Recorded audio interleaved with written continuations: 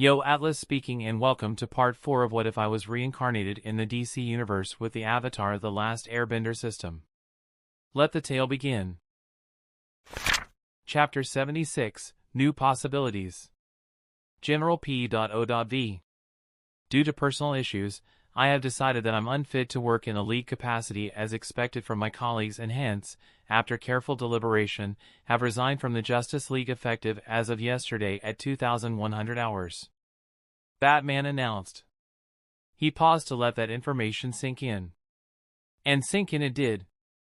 Shock, surprise, and in the case of one green, red and yellow themed superhero, anger populated the sidekicks' faces. You're joking. Wally spoke up first, his words mirroring the disbelief in everyone's mind. It was a hard concept to wrap their minds around. Batman was, after all, one of the big three. Superman, Wonder Woman, and he were quite literally the face of the Justice League, and now he was resigning. This feels all too fast, Mgan said while rubbing her hand in sadness. None of it was going to plan.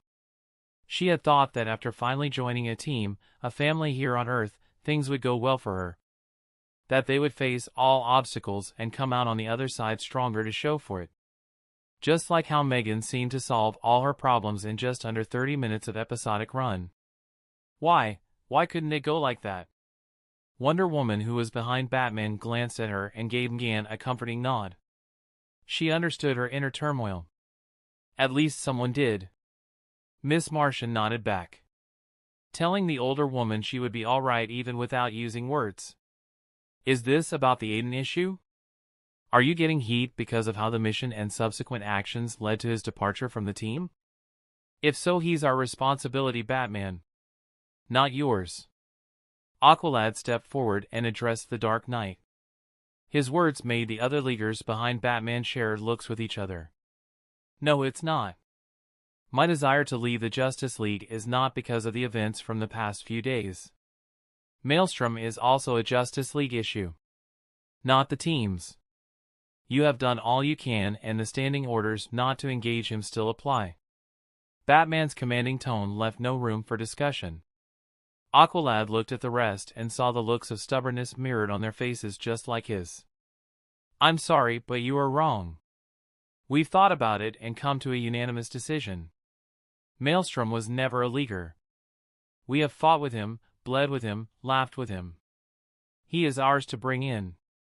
And we will do it with or without the Justice League's help.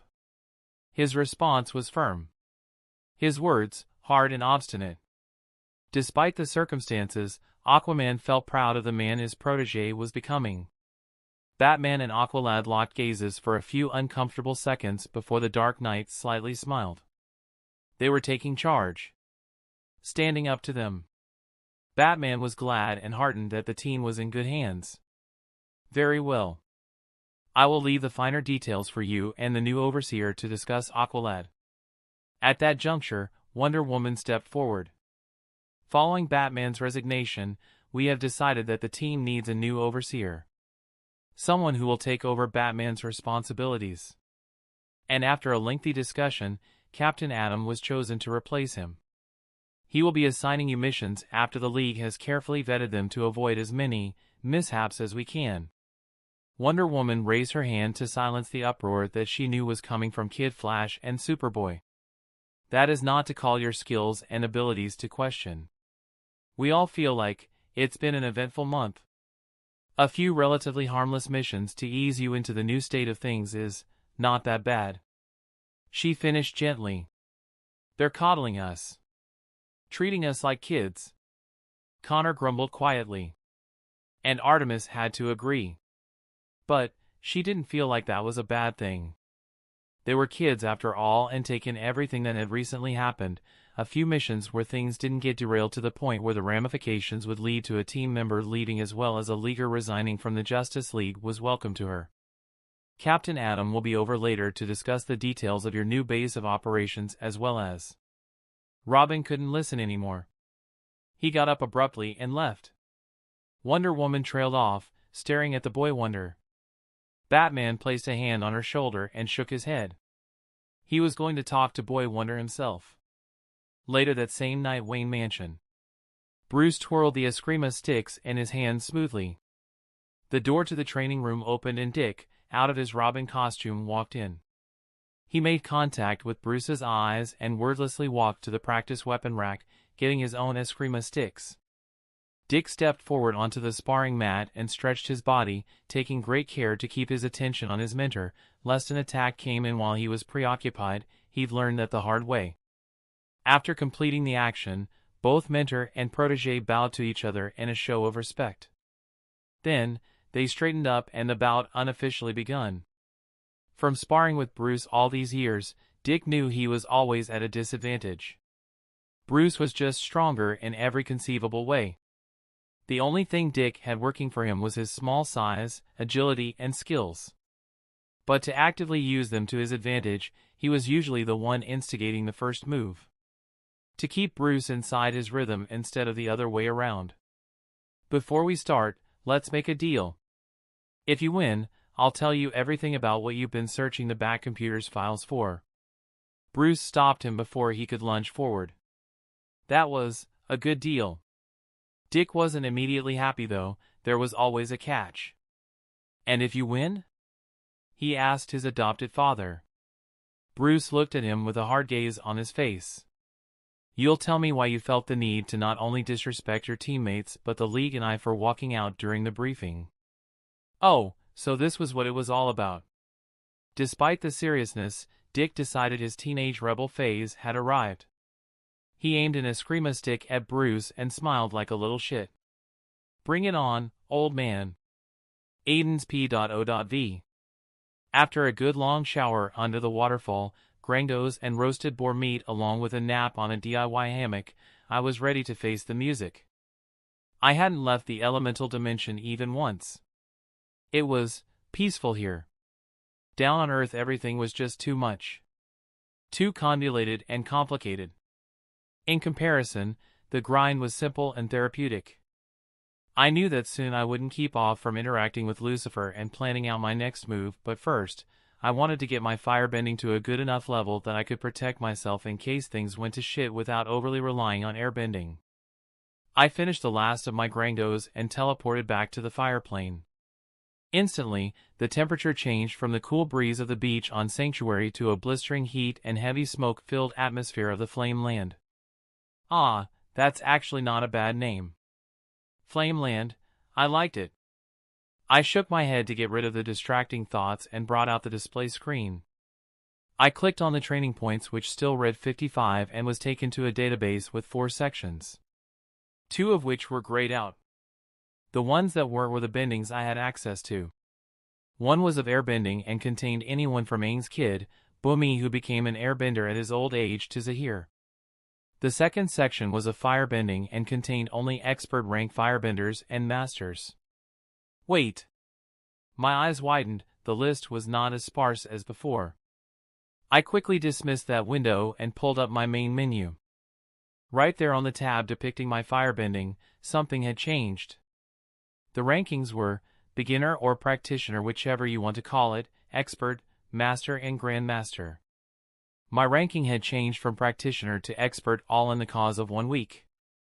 It was crazy, unexpected, and totally made sense. For starters, fire was my favorite bending because of just how cool it was, so I was super into it, and secondly, I had advantages while learning it that I didn't when I was learning airbending. Firebending, expert. Locked. Locked. So I now only had to unlock a sub-skill to get my proficiency level to the next stage, which is Master.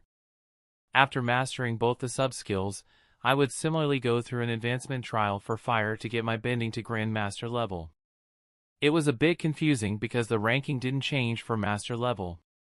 Unlocking and mastering one sub-skill would elevate me to Master level immediately, but even mastering 2, I would still be stuck at Master level without the advancement trial. Which brought up another question: what if I tried to master another sub-skill before the advancement trial? I mean, thinking about it, the avatar system had only placed the bare minimum requirements for me to go through the advancement trial, but it is not said anywhere that I was restricted to only 2 sub-skills. It would of course be a waste of time, to be honest.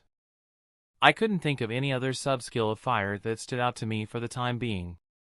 Maybe Phoenix Regeneration? But that was too out of left field. Or was it? I looked around the dimension I was in. There were dragons in it. Dragons had showed the capability of controlling different colored flames and cannon. Maybe I was looking at this from a very shallow perspective. The bare bones of an idea were building inside my mind. The path to power is never easy, but what I had working for me was creativity. I couldn't lose that. I couldn't allow it to be washed away by discounting things as impossible without trying them. I scrolled down the database of opponents. I now had more variety to pick from. There was General Zhao and a plethora of more firebending masters like Zuko. I would have loved to pick one of them, but ultimately my points decided it for me. I needed to see how good I actually was. I clicked on a firebender soldier and got ready. Chapter 97, Let's Negotiate Part 1.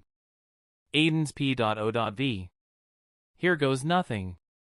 I clicked on the tab depicting the firebender soldier. Feels like shopping. I mused, seeing the sudden drop of my training points from 55 to a measly 5. I endured the heartache. Just barely. The display screen disappeared from my vision, and a few meters away from me, a white light appeared. I took a step back and settled into a ready stance as the ball of white light coalesced into a humanoid figure. The light disappeared, and on its previous position, a man was revealed. I ran my eyes over his body. Top to bottom. He was dressed in a standard Fire Nation Army uniform with the helmet covering most of his head, although the faceplate with huge eyes was missing. The uniform seemed to be a mix of different eras of the Fire Nation Army. The man was of average height, with an average face and a slightly intimidating aura around him. Comes with being a soldier, I guess. This guy was a veteran. The fight was not going to be easy. He fell into a standard firebending pose. The same one I knew from the basic firebending forms I got as a knowledge pack, but this emphasized brutal efficiency. I had to change it a little to fit my body and fighting style better. I mirrored his footing and established eye contact with the blank-faced man. A copy of the real one, most probably.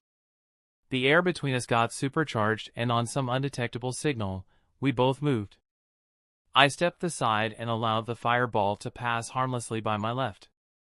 My opponent shuffled to the right with his hands on his hips and threw another fist forward, followed by a second one from his other hand.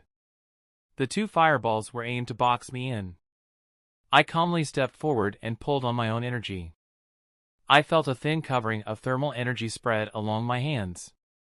The first fireball was now bearing down upon me.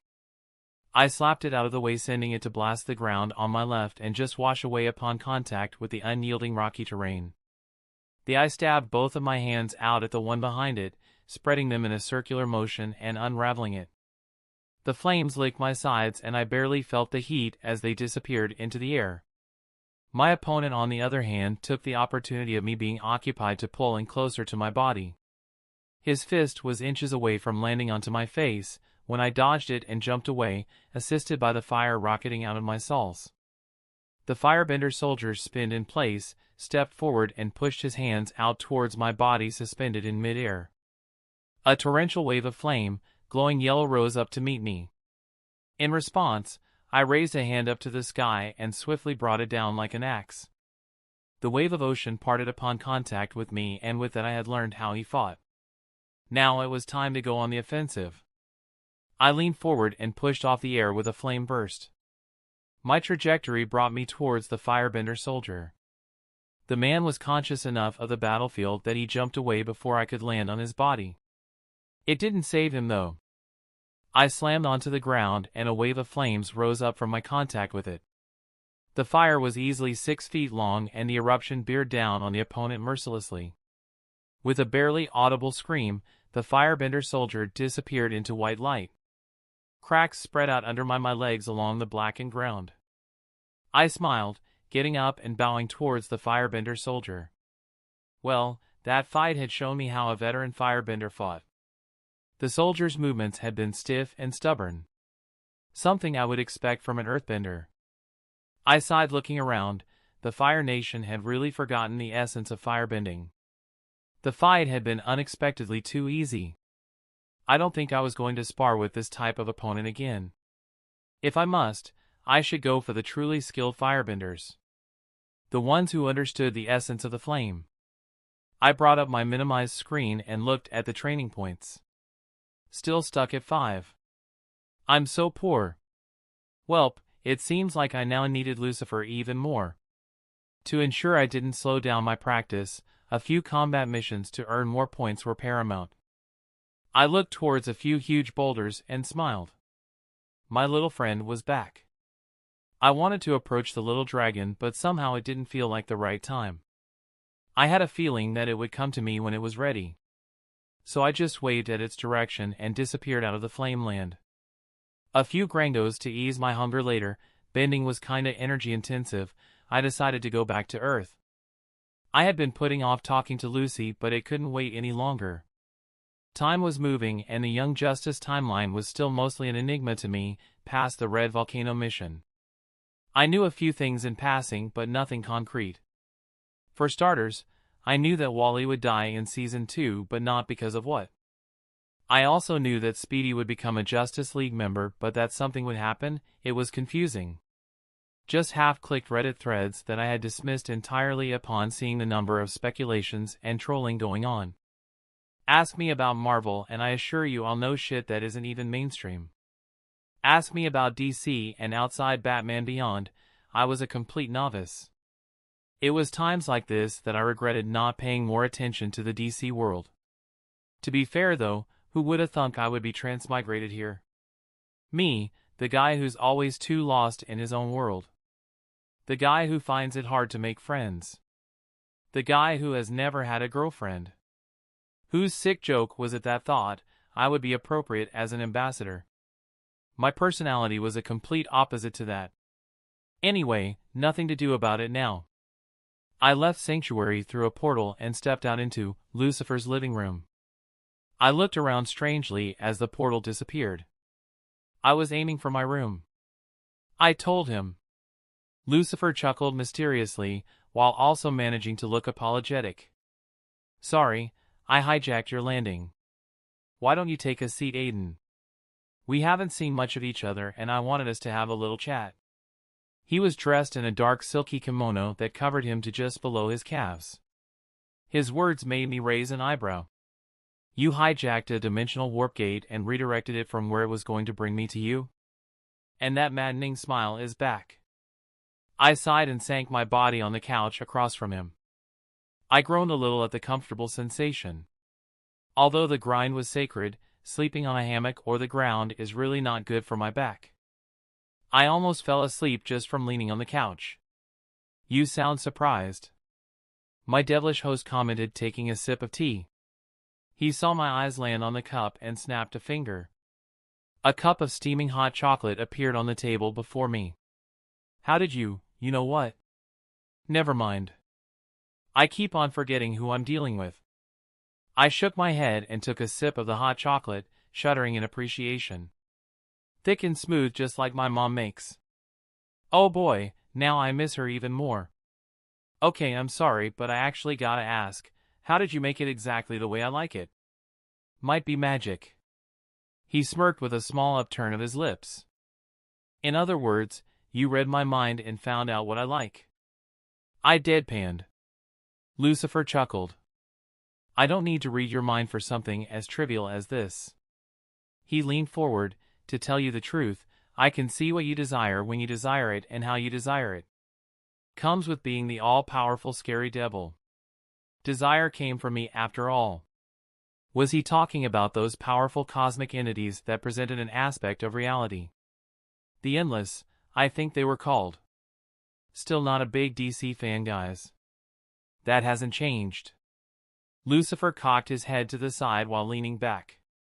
He studied me with something akin to curiosity. You even know about them. Intriguing. And the answer is no. None of the Endless came from me. That's preposterous. He waved a hand in dismissal of the notion. Then his serious gaze locked onto me. That said, I would ask you to explain to me exactly where you come from or how you possess knowledge that should not be known to a mortal. Especially how you seemed to know Maze and I during our first meeting. My breath hitched. Fuck, what was I expecting? Of course he would know about that. But it's been forever since I didn't know something. Forever since I have been so interested. Count yourself lucky, you get to keep your secrets. I gulped and nodded in appreciation. Thanks. He could have simply taken it all if he wanted to, without asking. It was only much later that I found out had he attempted to do so, my brain would have become a fighting ground as the avatar state fended off any attempts to do a deep dive inside my mind. My surface thoughts were laid bare for a skilled enough telepath like Martian Manhunter to read, but not without sufficient effort. However, no matter how strong they were, no one could read my actual memories. No one. The avatar system was fucking scary. Chapter 98, Let's Negotiate Part 2. Aden's P.O.V. I think that's enough of the idle chit-chat. Let's get down to business. Upon the devil's words, the atmosphere in the room suddenly changed. I sat up straighter on the couch readying myself. It was a talk, but it sure felt like a fight. I had to be careful not to let my guard down and get fucked over by whatever agreement we came to. So, I have something, or should I say a few things you need. He started off. I kept my face blank of all emotion and started singing Wellerman in my head to keep him from reading my surface thoughts. It was easier these days as my mind was much more flexible due to the mental lessons I'd been going through with both Martian superheroes. I didn't want Lucifer to know just how desperate I actually was for any information Galil had left behind. That would shift the odds in his favor and leave me at his mercy. He could ask me to do something incredibly dangerous and I would be inclined to. Lucifer stared at me in amusement. Of course he knew what I was up to, but still, any shred of control I had over the situation, however illusionary, made me feel at ease. Yes, you're right.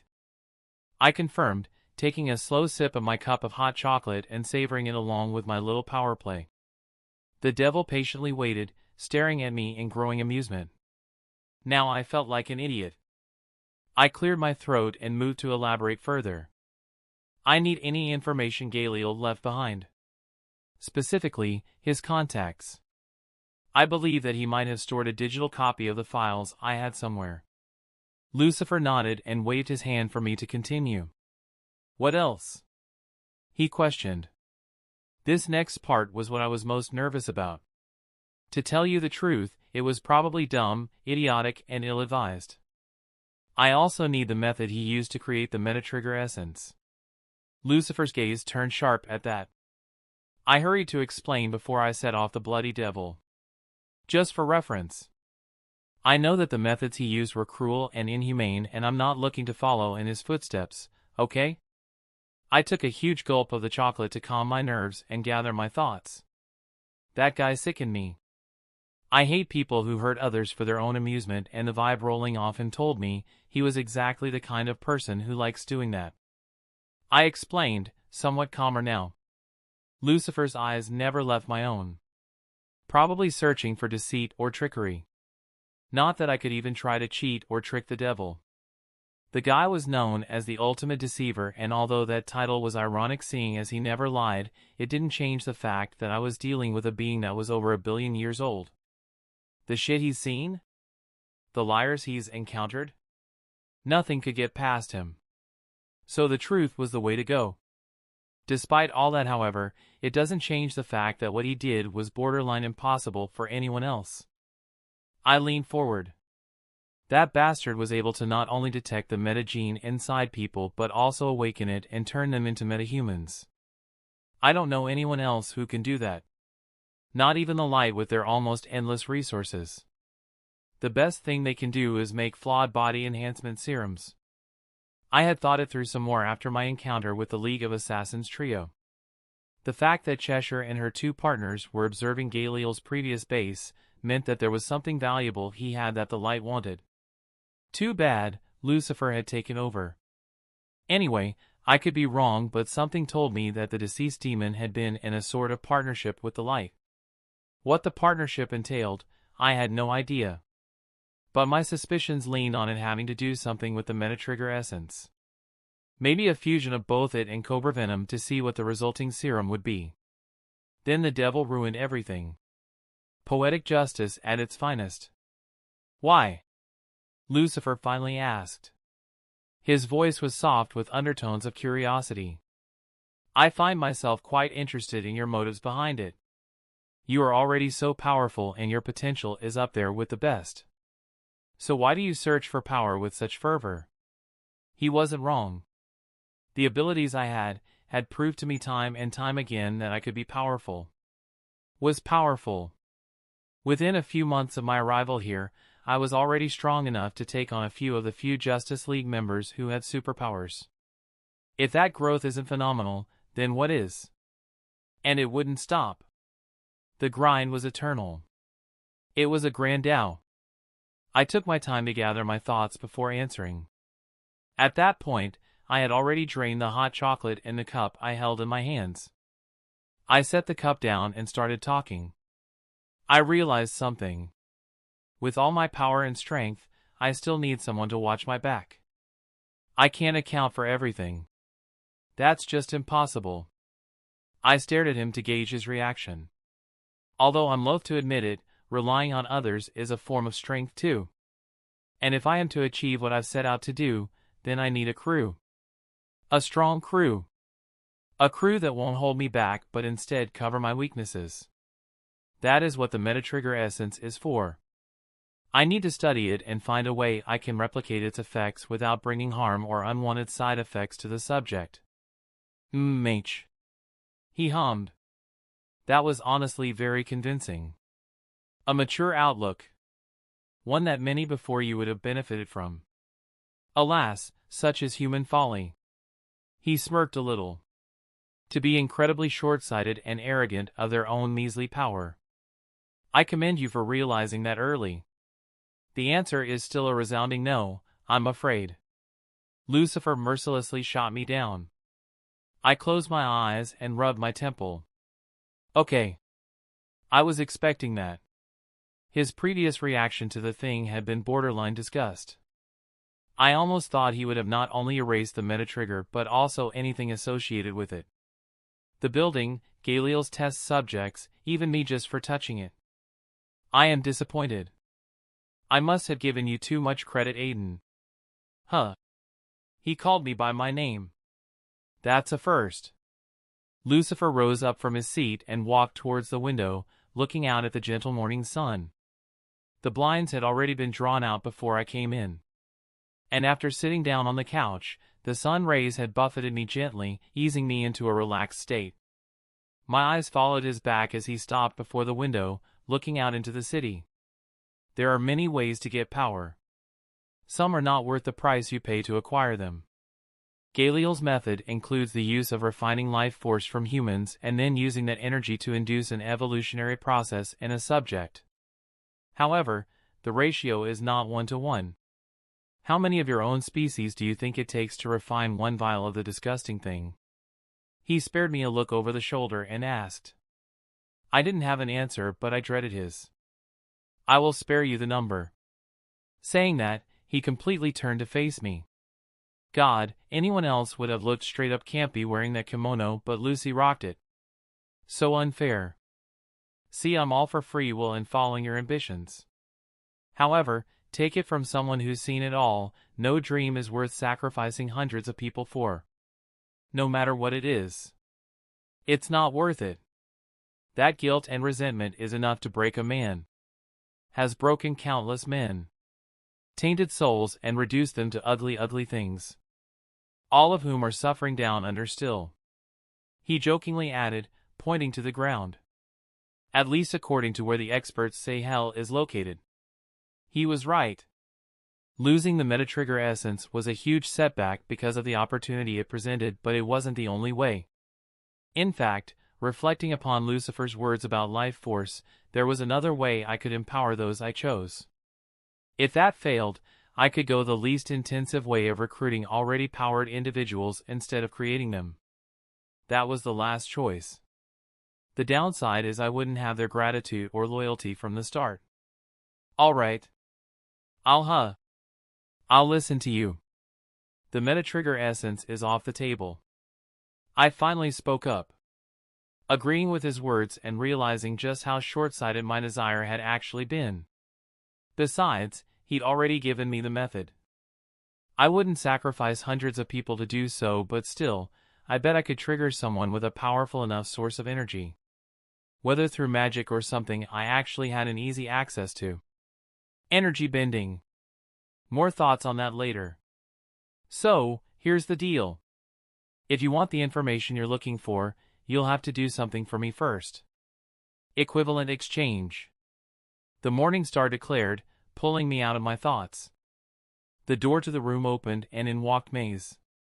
She yawned and threw a few folders she had in her hands on the table between us. I raised an eyebrow at her, wondering what was going on. Ah, Mazikeen, right on time. Lucifer nodded. She waved her hand dismissively and walked to the bar, pouring herself a drink. There were many jokes I could make about it being too early for a drink, but, devil in the vicinity, people. Say what you will, but I don't think I'd ever get completely comfortable with Lucifer's presence. As I was saying, this is a trade. If you want the copy of all his information, then you will have to run a few errands for me. The smile he had on his face sent warning bells ringing inside my head. I reached a hand out to the folder and took a peek. The title on the cover instantly gave me a headache and I groaned. Now I knew why he was so amused. The title read, Aden Strong, Demon Hunter. You'll have to hunt down a few of Galeel's associates and boot them back to where they belong. That folder contains all the information you need, courtesy of Maze. I was ready to refuse. Then and there. Dealing with Hell's denizens was something that was not on my to-do list. That was John Constantine's shtick, not mine. But true to his moniker of being a tempter, Lucifer added something I could not say no to. If you manage to do this successfully, you'll not only get what you want, but I'll also give you a personal gift. A gift from the second strongest being of the DC verse? Where do I sign up? Chapter 99, Unexpected Surprise. Aiden's P.O.V. What kind of gift? My curiosity got the better of me and I immediately asked. Nah. And ruin the surprise? Not on your life. He readily shot back. Not sure that's how the expression works, Lucifer. Maze shouted from the bar. I was a little disappointed but figured I would eventually find out when I completed the tasks he had for me. Speaking of which, I started turning the pages and reading through the missions. Then something peculiar happened. Says the woman getting intoxicated at 8 in the morning. Not sure you're the voice of reason, love. Lucifer responded, but I was too busy gaping st the text box that had appeared before me to pay attention to their little byplay. Conditions have been met. Congratulations. Due to the actions of an above 12th level entity, a new system function has been unlocked. You now have access to the mission's functions. You get different rewards depending on the difficulty of the mission. For reference. Easy 10 training points. Normal 20 training points. Hard 50 training points. Hell 100 training points / a new perk. Nightmare 200 training points / 2 new perks / 1 unique ability from the Avatar franchise. P.S. missions can only be issued by others. P.S. Due to the Avatar system being predominantly combat-oriented, only missions relating in one way or the other to battles can be issued. Rescue and support fall within this category. P.S. Only one mission can be active at once. The exception being chain quests, where a number of related objectives can be carried out in a progressive manner. P.S. Some missions might have a time limit. If they expire, you get no rewards. P.S. Once in a while, the system might issue its own missions to aid the ambassador in better establishing himself. Whoa! This was awesome. In a way, I think. There was the very apparent downside to hard capping my points to only 5 categories based on the effort required to complete a mission. It was efficient and laid out really well, but that stole from any fight I found myself in if it wasn't a mission issued by the system. For instance, if I was in the middle of carrying out a mission and was suddenly attacked, I probably wouldn't get any rewards if I counterattacked and won. Suddenly, I noticed just how quiet the room had gotten. Looking away from the text box, my eyes found Lucifer's, which were shining red and boring into me with a burning curiosity and hunger. It was enough to creep me out. The room started feeling hot and suffocating. I tightened my hands into fists and forced myself to remain calm. Subtly, I dismissed the display to the corner of my vision. No one knew about the existence of the system. And if it was up to me, they never would. Fascinating. I detected a surge. Something hidden even from my own vision. You grow more and more interesting by the minute. I broke contact with his intimidating eyes and looked away. Maze wasn't any better.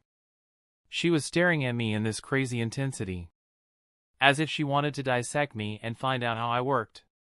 It was maddening, and I quickly found myself wishing I was anywhere else but here. Fortunately, the claustrophobic vibe eased up somewhat and Lucifer rubbed his eyes and sighed. My apologies, Aden. I forgot myself and let a little aura leak out, he said, to which I nodded. Huh, no problem. Say, would you mind telling your scary sex on two legs of a friend to stop staring at me like a soccer mom looking into a store during Black Friday? And of course my coping mechanism when I'm close to panicking is making lame jokes. The devil chuckled briefly. Don't worry about her, she's just shocked that there's something that can hide from my gaze. I see everything after all. Perks of being, how would you put it? His eyes briefly flashed red. Fucking scary. I gulped and got up from the couch. Okay, this talk is fucking over. I don't feel comfortable to go through the folder with the Halle Berry look-alike watching me like a piece of meat. The less said about His Majesty, the bloody king of hell, the better. I'll go and read through the files to decide which task I should start with. I kept my tone calm and light to hide my nervousness and gathered the folder into my hands. Thank you for the hot chocolate. You gave me a piece of home I so desperately needed. I sincerely told him. Don't mention it. Lucy replied, going back to sipping his own tea from the cup. I absent-mindedly noted that the tea never seemed to end. Devil shenanigans. I'm out of here. I passed by Maze and smirked at the look she was giving me. Like a cat chasing after a laser point. I am so messing with her. I thought you liked your men, grown? I hurried out, leaving behind a growling Lilim and the devil reading a newspaper of all things. All in all, just a normal day in my life. I passed through the hallway to my room, my heart pumping loudly in my ears. I could keenly remember where it was despite not staying there for more than one night. I opened the door and closed it behind me. Finally, a modicum of privacy. I could now panic about Lucifer coming close to discovering the system because of my stupidity. Fuck. I need to be more careful than that. The Avatar system was something from beyond the DC verse. Beyond the source wall, beyond Cosmic Superman, the entity that protects DC from, well, practically everything. I had no way of knowing how Lucy would react to finding out I had something that guaranteed limitless potential right here inside his father's pet project. That raised even more questions about me. Like, was I in the Book of Destiny? Was there a record of what I had done and would do just like every other being in existence in this cluster of the multiverse? Too many questions, not a lot of answers. All that showed me was that I couldn't stay here for too long. The more we interacted, the more I felt like trusting both Maze and Lucifer. And to be honest, I was starting to like them. Sooner or later, however, I would let something slip that I shouldn't, and I don't really know how they would take it. Not to mention, I wanted to be as far away from the angels and demons events about to happen soon. The timeline was following the Arrowverse show canon. Going by Lucifer's comic power level, the baddies he would soon face would be overpowered as well. I ran a palm through my face and sighed. The problem was that I was trying to control everything. And I couldn't. No one can accept maybe the devil next door and he was too much of a do shit your own way and I'm super chill kinda entity to try that. I was burning myself out by worrying about what ifs. The best thing I could do at that moment was deal with everything systematically. So I got up from my position and walked to the shower. Not that I was dirty or anything, but the cold water helped me to cool my head and think things through. I came to a solution real quick. After a change of clothes, a portal to the elemental dimension opened inside my room and I stepped through. If I was worried about Maze or Lucifer finding out about the system, then why not just do my thing somewhere that would drastically reduce the chances of that happening? I breathed in the fresh air of Sanctuary and one word came to my thoughts: tranquil. Sooner or later, I was going to build a house here. It would be my vacation spot. The place I came to think when I got tired of the blue planet. Earth was too loud, I mused to myself, walking and sitting inside a poorly constructed cabana. It was thatched from palm leaves, a sheared off wood platform that was my version of a table, and the ground was covered with animal hide. It broke my heart to admit I was poor at construction work. I propped my hands up on the table and read through the folder. 10 minutes later I was cursing Lucifer's name. This guy really wants me dead. A prompt from the system caught my eye. Chain quest initiated. Destroy Galeel's known associates 0/5. First mission: famine and drought. A trail of endless hunger. The demon Nemeth is causing destruction in Africa, a cute little country called Kenya which is roughly the size of Texas. The big bad devil doesn't like that a certain someone is disparaging his name and running his reputation even more to the ground than it already is. So he has dispatched you, Aden Strong, demon hunter, to send this foodie back to hell where he belongs. Objectives: 1. Kill Nemeth or exorcise him. 2. Do so before he calls for some hellish backup and devours the shit out of you. 3. Do so before he crosses the boundary into Sudan, successfully triggering canon events. Time limit: 24 hours. Mission difficulty: hard. First of all, why is the first mission's difficulty put on hard? Secondly, how the fuck am I going to get to Africa within 24 hours and still get the time to locate Nemeth? My boom tube only works for places I've been or know pretty well. I sighed loudly and felt like kicking something upon a sudden realization. I'm going to have to ask Lucifer to teleport me there, aren't I? The only other option I have is to ask the Justice League for passage through the Zeta tubes, and that is never ever going to happen. I mean, they would probably allow it if I informed them it was a matter of life and death. But I didn't want to take that chance. So it was back to the devil again. Oh well, I could use the time left after killing Nemeth to actually tour the place. I hear Kenya is a beautiful country. Time to carry out my first demon hunter mission and hope I survive enough to reach 18. My birthday is only a few weeks away after all. Chapter 100, Countermeasures Baby. Aden's P.O.V. This time, I pictured the living room of Lucifer's penthouse. I eyed the boom tube ominously and decided to take the plunge. I stepped through and came face to face with Lucy calmly watching me, hands clasped together and feet crossed. We had a bet going on how long it would take you to realize you had no way of getting to Africa and come back to ask for help. He told me in that amused tone I was starting to hate. I turned my attention to Maze. My eyebrows rose up when the Lilim in question brought the glass in her hands to her mouth and swallowed the contents in one move. She slammed the glass back on the table and winced. I lost, she informed me testily, glaring at me as if I was to blame. Explains why she's still drinking though. Not the best start if you want to make a good impression on your customers, Aden. Lucifer innocently said. I narrowed my eyes. This bastard. Then again, I'm the one who left before reading through the mission first. I actually thought you were already in Africa with that fancy portal ability. Speaking of which, he continued, don't ask me why I share that ability with Vandal Savage. Please. I cut him off. I didn't feel ready to divulge the existence of the elemental dimension. If ever. Normally I would come up with an excuse or lie, but that had zero chance of working on the deceiver. Mh. More secrets. Fine, I won't push you, just as long you keep your end of the bargain and provide me with some fun in Turda. He coughed lightly. I looked at him in disbelief. You were totally going to say entertainment, weren't you? Holy crap, is that why you don't want to get your ass up and deal with this demon problem by yourself? Because you're bored? I asked him, gaping in surprise. Maze started laughing at the situation. Lucifer opened his mouth to talk and closed it upon the look on my face. You can't lie, remember? That's your whole deal. I reminded him while crossing my hands. Well, it wouldn't be a lie to say, I find a measure of enjoyment in the absurd circumstances you'll undoubtedly find yourself in during your tenure as my underling. My head buzzed and I clutched the frame of the couch tightly. Maze's laughter increased. Underling? Underling. I muttered lifelessly. Ouch. You know what? I'm going to pretend I didn't hear that. To me this is at the very least, a partnership.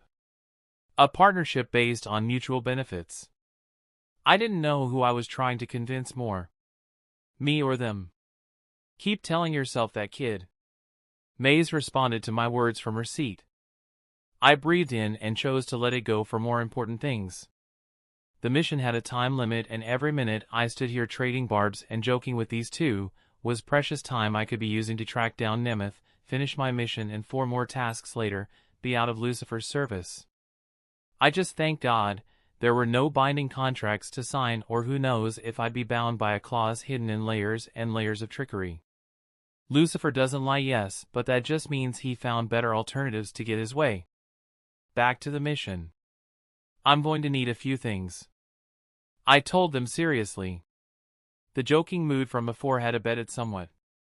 Lucy motioned for me to continue and I obliged. I sat down and leaned forward, the folder in my hand. Like you guessed, I need you to teleport me as close to Nemeth's last known location as possible.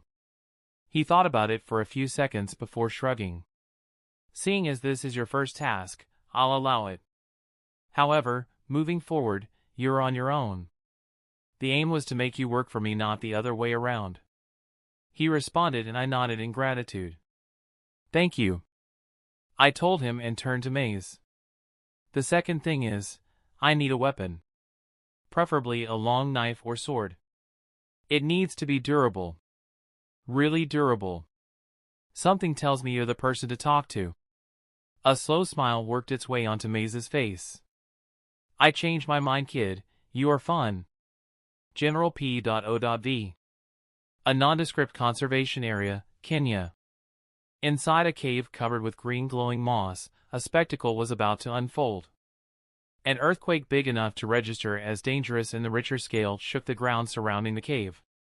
Some of the lichen covering the walls of the cave as well as pieces of rocks detached and broke off, falling to the ground and further illuminating the cave. On the farthest end, a section of the cave cracked apart, revealing a sealed-off tunnel. Inside the tunnel, a red light started pulsing. The watchtower, temporary base for the team. Aqualad was standing at the end of the Justice League table while pointing to the holographic visual feed between them. Almost all League members were present barring the Green Lanterns who were off-world, Martian Manhunter who was, nobody actually knew where he was. Just that he had something he needed to take care of, and lastly, Superman who was dealing with the fallout of an earthquake in East Africa. 3 missions this past week. All successfully completed with no unexpected developments. He said, carefully studying the faces of their new overseer and mentors. Commendable work, Aqualad. You and your team have been exceptional. Captain Adam praised. The stoic Atlantean gave a sharp nod and replied. Thank you, Captain, and although your praise is appreciated and welcome, we're not without grievances. Aquaman sighed. He knew what was coming after hearing Calder's words. To put it in simpler terms, you're limiting us. Giving us the safe bet options. Keeping us held up in the watchtower thinking that the marvel of the trust and consideration you have shown us will make us more amenable to whatever you want. That's not going to cut it anymore. No one spoke up to interrupt him because they knew what he said was true. The Flash glanced at Captain Atom and wondered how he was going to handle this. Batman would usually narrow his eyes and tell them in a gruff voice, "You're ready when I say you're ready." The speedster mused, finding himself missing the Dark Knight. "Mach." Captain Atom hummed in thought and then looked up. "You're concerned that nothing substantial is being done to find your wayward teammate," he stated, cutting right into the heart of the matter. Aqualad looked a little unbalanced at that. The Flash swallowed a chuckle. "Okay, the army dude is sneaky. Trust me when I say that the League's numerous resources are being directed to that directive. As soon as anything comes in, the League will keep you ABD the team in the fold, son, and then you can bring him in," Captain Atom concluded, stealing the wind from Aqualad's sails. It was a move that was so unlike Batman that it worked just as effectively as any of the Dark Knight's plans. "It's not." Aqualad tried to gather himself and failed. Any argument he tried to make would just be seen as a petulant and immature move, further harming his cause of trying to get more serious missions. Something that the Flash didn't understand. Things were better when there were 0 missions. That was the whole point of the Justice League. To keep the world safe. Serious missions stood in direct opposition to that. Don't these kids get it? Aqualad stepped back and gave the customary salute to his king and nodded to the rest of the League. "Thank you for your time. I'll excuse myself." The Flash watched him leave and immediately turned to Captain Atom. "You do know that excuse won't work next time, right?" The silver-colored face of his colleague showed confusion at Flash's words. "Excuse? What do you mean?" Captain Atom questioned. Barry and the others exchanged glances. "Wait. You mean you will actually allow them access to any intel we find on the whereabouts of Maelstrom, knowing full well they will want to carry out that mission by themselves?" Green Arrow wondered from his seat. Atom took a few seconds to answer, but when he did, his voice was calm, firm, and brokered no argument. "Yes."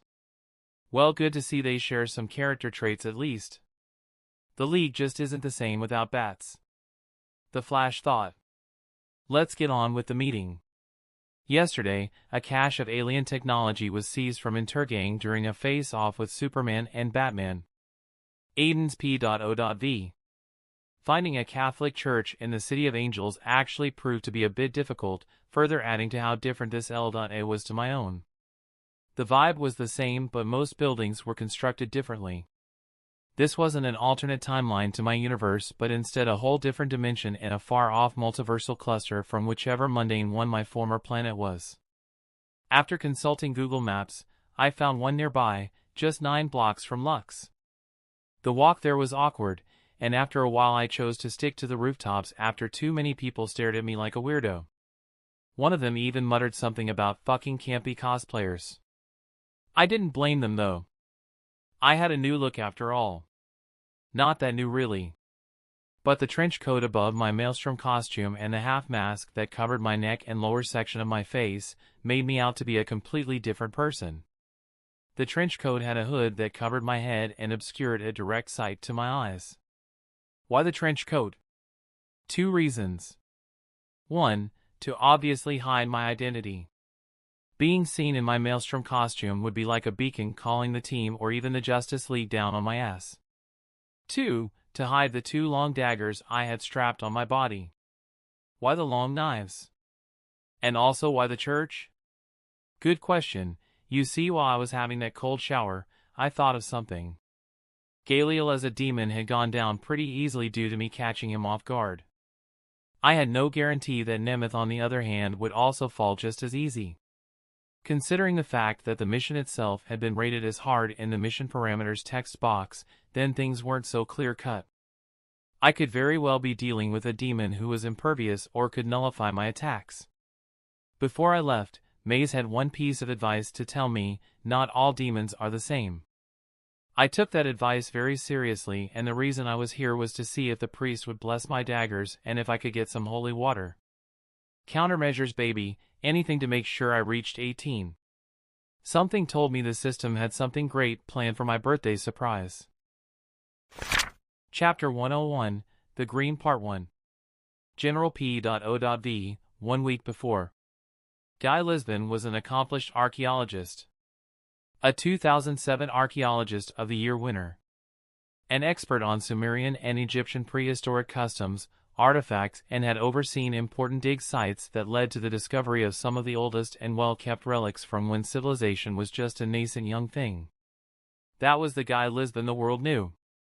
The Guy Lisbon who was a renowned scientific genius due to improving the current dating methods through his unique thinking, and discovered enigma forgotten by time by his out-of-the-box approach. But just like any other human, Guy had layers. Guy had a sickness. A genetic curse persistent to the Lisbon family that he had spent his whole life trying to find a cure for, and his time was running out. The sickness was a slow mutation that would cause black scales to sprout and take over his body until in the end he was nothing but a raving creature with a taste for blood. He had seen his father get driven to the same fate and later committed suicide when he had hurt his wife, Guy's mom. Science couldn't help him, no matter how many best-in-the-field doctors and specialists he consulted. But roughly a month ago, he had started getting visions. Dreams directing him to this relatively known country in Africa. A place with a magical cave in which inside was a pool that had healing properties. He had no idea where the visions were coming from. Emboldened and after extensive study into all he could get about this mysterious place, he had dedicated his remaining time to following this lead for a way to beat his unknown sickness. And his search had led him here, a nondescript village hidden between two valleys in the outskirts of the Hell's Gate National Park in Kenya. But that was when everything went wrong.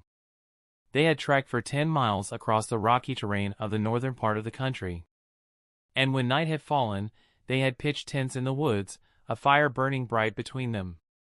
Guy had listened in skeptical interest as his guides, two locals, spoke of the Majini, the close approximation being demons that made the forest their homes. The rest had not believed them. Had even laughed at them. Guy wished they'd listened and hightailed the fuck out of there. However, during the night, they'd been attacked by something that defied all logic. A monster. His men, all lay dead behind in the woods. Getting here had not been easy. Guy closed his eyes and winced while remembering the screams. The darkness encroaching closer and closer to him, just like Freddy and Shannon, his friends, and the mercenaries he had hired to accompany him in this expedition.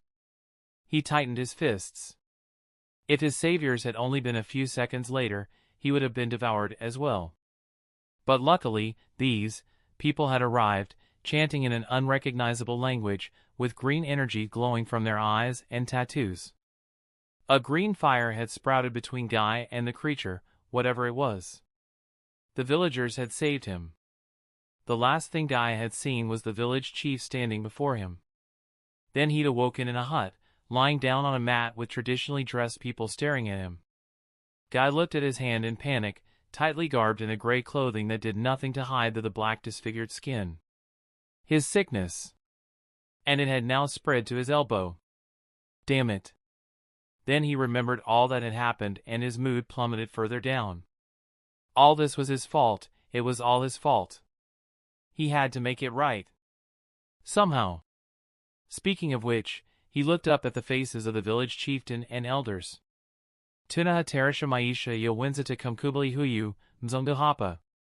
We are putting the lives of our people in danger by accepting this white man here. One of the elders said heatedly. Guy didn't need to understand what he was saying to know that he was not welcome here. Fortunately, he could understand Swahili. Analiam kona wake.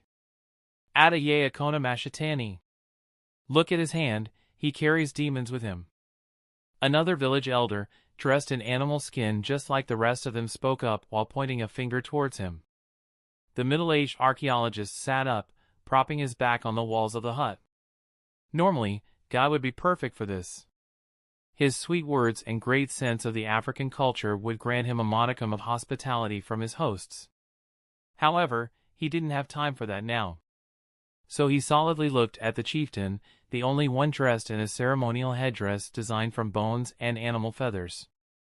Hu alikiwa nyama wa inagani? What sort of animal was that? The village chief looked at him grimly. Aiden's P.O.V. So the old priest had looked at me strangely when, after I'd requested for holy water and gotten it, I'd shamelessly asked him to bless my daggers too. No amount of it's for a holy purpose, Father had worked. So I cut my losses and left, mulling over the words he'd told me, "Go forth with the Lord, my son. Whatever is troubling you, I pray he delivers his divine wisdom to light your path." Oh, and he'd also added, "Don't kill anyone." Like, did I look that much like a serial killer? I was only dressed in a trench coat with 2 daggers strapped on my body for Krissa. Oh, makes sense why he would say that. I made my way to an alley, and after making sure that no one was around through my aerokinetic sense, I put a hand in my pocket and came out with a coin. A coin that had the number 666 imprinted on one side and the face of the devil with 2 horns on the other. Real original. This was a one-time used teleportation item, courtesy of the devil and his companion. I did as they had instructed me and held the coin tight in my hand, picturing where I wanted to go, with closed eyes.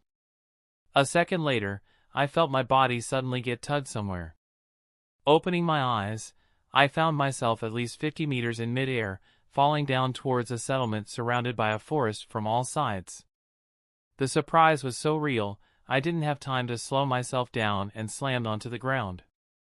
I secretly cheered after sticking the superhero landing. "Take that, Iron Man." A wave of my hand and the dust that had rose up due to my landing was swept away, revealing the faces of scared women and kids hiding behind or close to the huts, all warily watching me.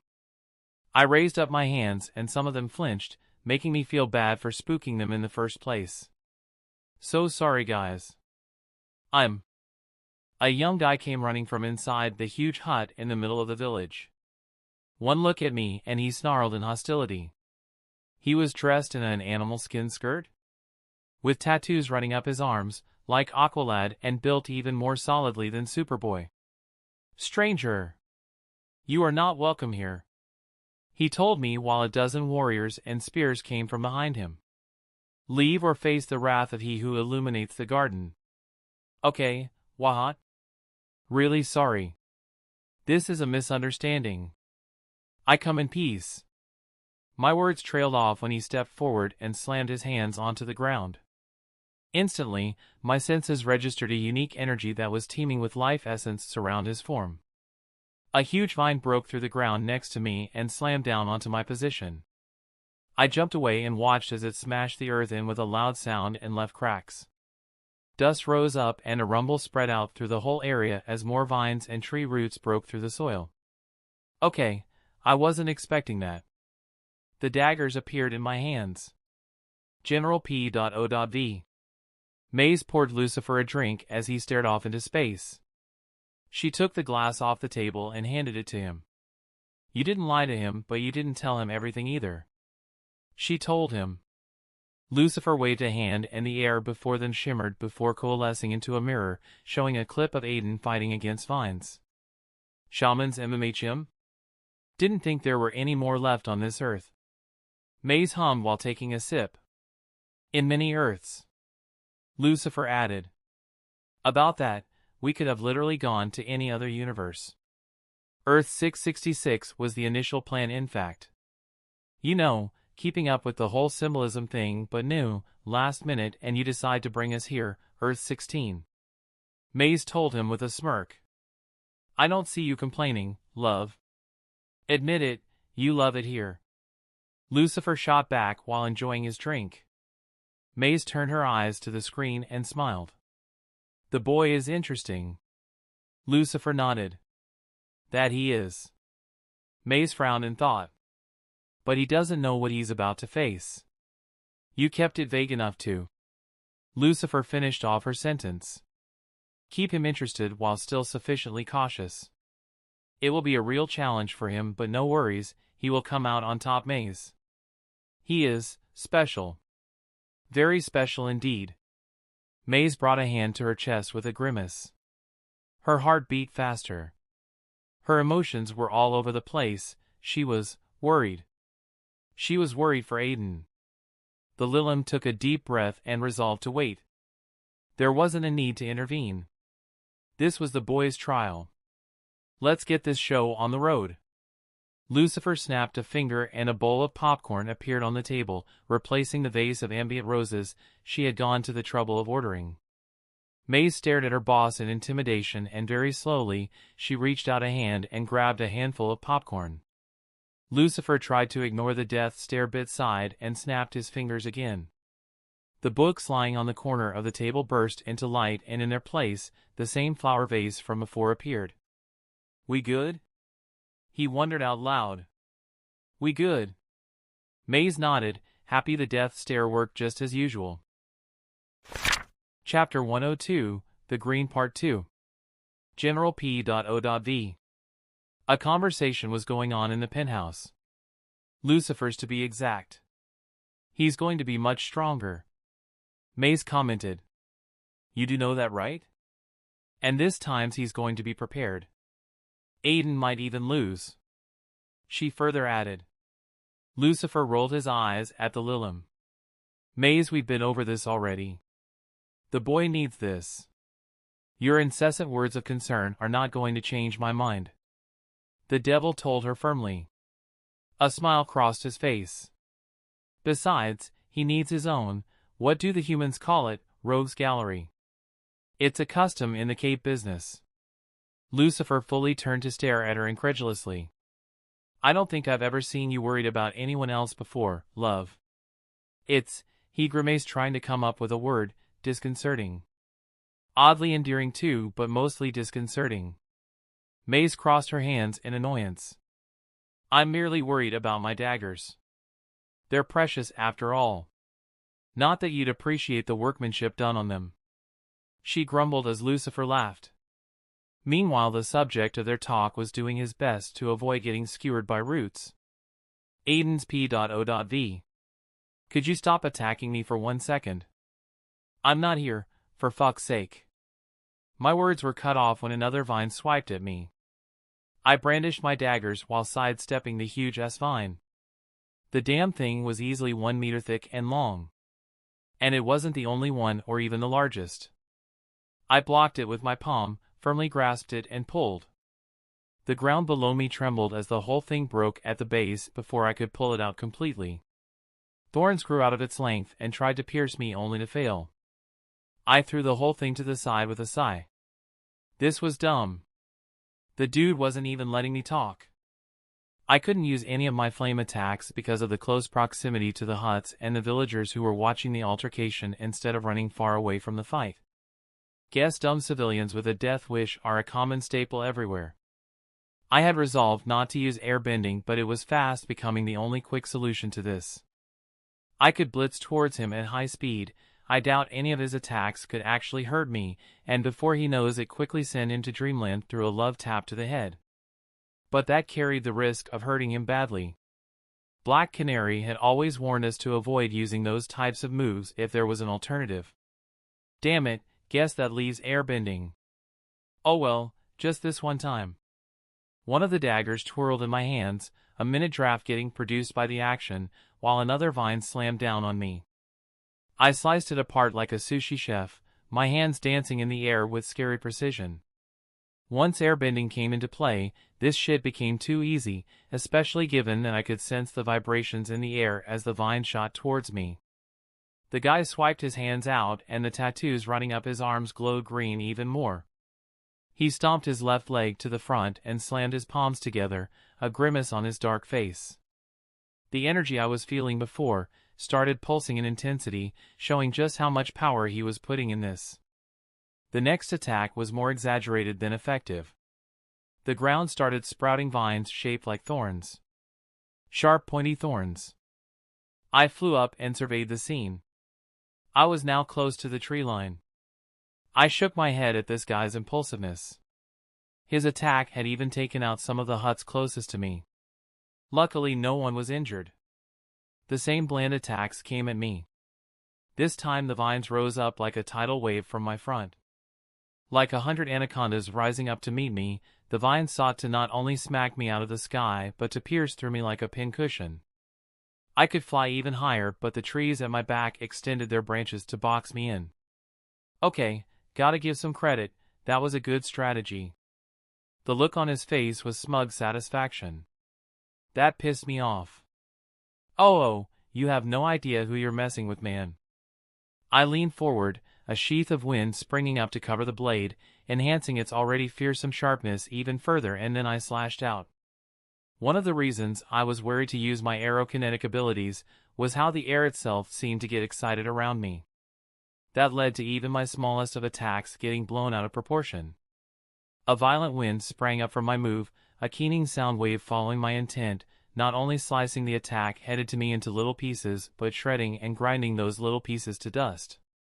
The vines disintegrated, the ground below was littered with cracks as the soil was unearthed. My eyes widened and I reined in the air before I could kill everyone in the vicinity.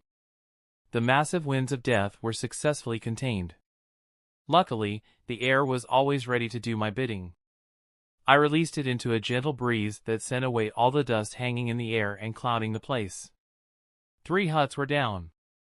The thatched roof and wooden walls were just debris scattered about the battlefield. I looked around at the devastation and sighed in helplessness. I love fighting just like any other power-obsessed maniac, but destroying property has always left a bad taste inside my mouth. The occasional pyromaniac-induced burn it all down aside, this was just wasteful. I heard coughing just as I stepped down onto the ground.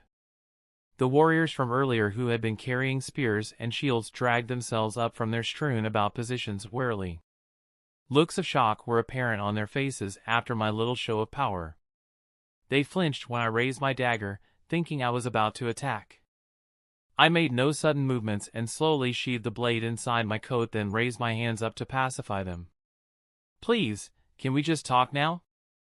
I have no ill intent towards you people. I am here to hunt a demon. For added measure, I removed the hood, covering most of my upper face, and a collective gasp went through the warriors. Murmurs rose up, and if anything the hostility gave way to confusion. One of the thatched roofs from the destroyed huts was violently hurled away, and the angry vine guy stood up, holding his hand close to his body. A trail of blood was running down from his bicep where a spike was stuck inside. Some of the warriors ran to his side, but he shrugged them off, his eyesight never leaving mine. A hard look crossed my face as I prepared to suck the air out of him in case he attacked me again. Careful, buddy, this time I'm not going to show you mercy. I warned him as he stepped closer, the grimace on his face showing both the pain he was under and the anger boiling underneath his face. What was this guy's problem? I mean, I understand asking somebody to leave, but he almost seemed murderous. As if he was just using that excuse to take revenge for something. The familiar green glow that I was quickly starting to form a theory about manifested in his skin. Look around, you fool, this fight is hurting your people more than it is me. I implored. The warriors were now exchanging worried looks, and some were talking to him, saying something along the lines of Wakana named Gwangu. Please stop it, my lord. Before he could attack me again, an angry voice sounded out in the same language. Unifania Nini. Nini Inandilia Hapa? Masali Wacha Hai Mambo. What are you doing? What is going on here? Masali, stop this now. Upon the name drop, everyone turned as a collective to stare at an elder gentleman dressed in the same garb as the warriors. The only difference was how the same tattoos inscribed on the vine guy I was now sure was named Masali seemed to cover his whole body. Masali looked back at the older gentleman and blinked in surprise and guilt. Mjomba. Uncle. I breathed out a sigh and relaxed a little. Looks like the fight was over. For now at least. Gosh, Lucifer's right, I suck at first impressions. The pair of Masali and the older gentleman got into a heated argument, and the younger of the two seemed to deflate in himself as he lost. Masali threw me a disgusted look and stomped away. Most of the warriors followed him, and it was then I noticed how almost all of them were around Masali's age, if not younger, which meant around mine. That's unusual. I was pulled out of my musings by the older man who walked over to stand before me. He studied me for a few seconds, which unnerved me more than I cared to admit. His eyes had a green glow that just seemed to see right through me. Stranger, I apologize for my nephew's brashness. These are troubling times you found my village in. Who are you? I raised an eyebrow. The old man could speak English. It was heavily accented but still, a welcome surprise. My name is Maelstrom. I mean no harm to your village. And I apologize for all the destruction my fight with your nephew caused. I bowed my head a little, as a sign of respect. Are you the leader? The man hummed and closed his eyes a little. I am not. The village chief is, or rather was, my brother. He has been missing along with most of our veteran warriors and a white man for a week now. He stopped to gauge my reaction. I don't know what he was expecting because although that particular news was interesting, I had no context to judge it from. I'm sorry for that, but I'm not sure I understand. I replied. So you were not together? Most curious. Follow me. He told me and abruptly turned to leave. I stepped up to follow behind him closely. We passed by more huts and villagers, all of whom looked at me warily. I am the high shaman of he who illuminates the garden. He explained. I'm sorry, what? I didn't really understand what he was talking about. The guy was suffering from the being cryptic disease. We diverged off the track towards a bigger hut set in the middle of the village and instead took one that went in between trees. A low-hanging mist covered that direction and looked ominous. Tell me, champion of the white. What is it you seek? He inquired, taking calm and measured steps towards the mist. The white? What is that? I know about the green, but what is the white? He suddenly stopped and rounded up to stare at me. A look of surprise on his face. You are not aware of where you draw your strength from? Interesting. He brought a hand to his chin and caressed it. A smile showing a surprisingly white set of teeth appeared on his face. We have much to talk about. The look on his face told me I was about to get hit with some deep revelations. Damn it, this was supposed to be a fight with a demon. A simple affair. Chapter 103, The Green Final Part. Aden's P.O.V. After the old shaman said that, he turned and continued walking forward. I paused a little in place while mulling over his yet again cryptic words. His form grew hazy as the mist obscured my sight. Despite possessing enhanced senses, my eyesight could only clearly see a few meters ahead of me. That fact was further compounded by the fading evening sunset as well. That said, this mist was anything but natural. It would have been a simple matter to get rid of it through aerokinesis, but it almost felt wrong. This whole place gave me a sacred vibe. Let's not risk upsetting some gods. Are you coming? The shaman asked from my front, his voice colored by amusement.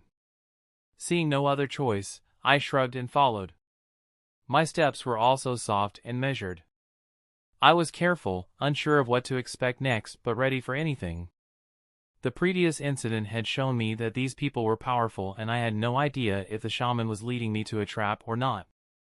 The mist started retracting slightly, giving way to a green glow that lined up the path. The soil beneath me became even softer and wetter, showing me that a source of water was nearby. I kept my eyes trained on the back of the elder shaman, and when he stopped, I quickly stepped forward to see what he was looking at.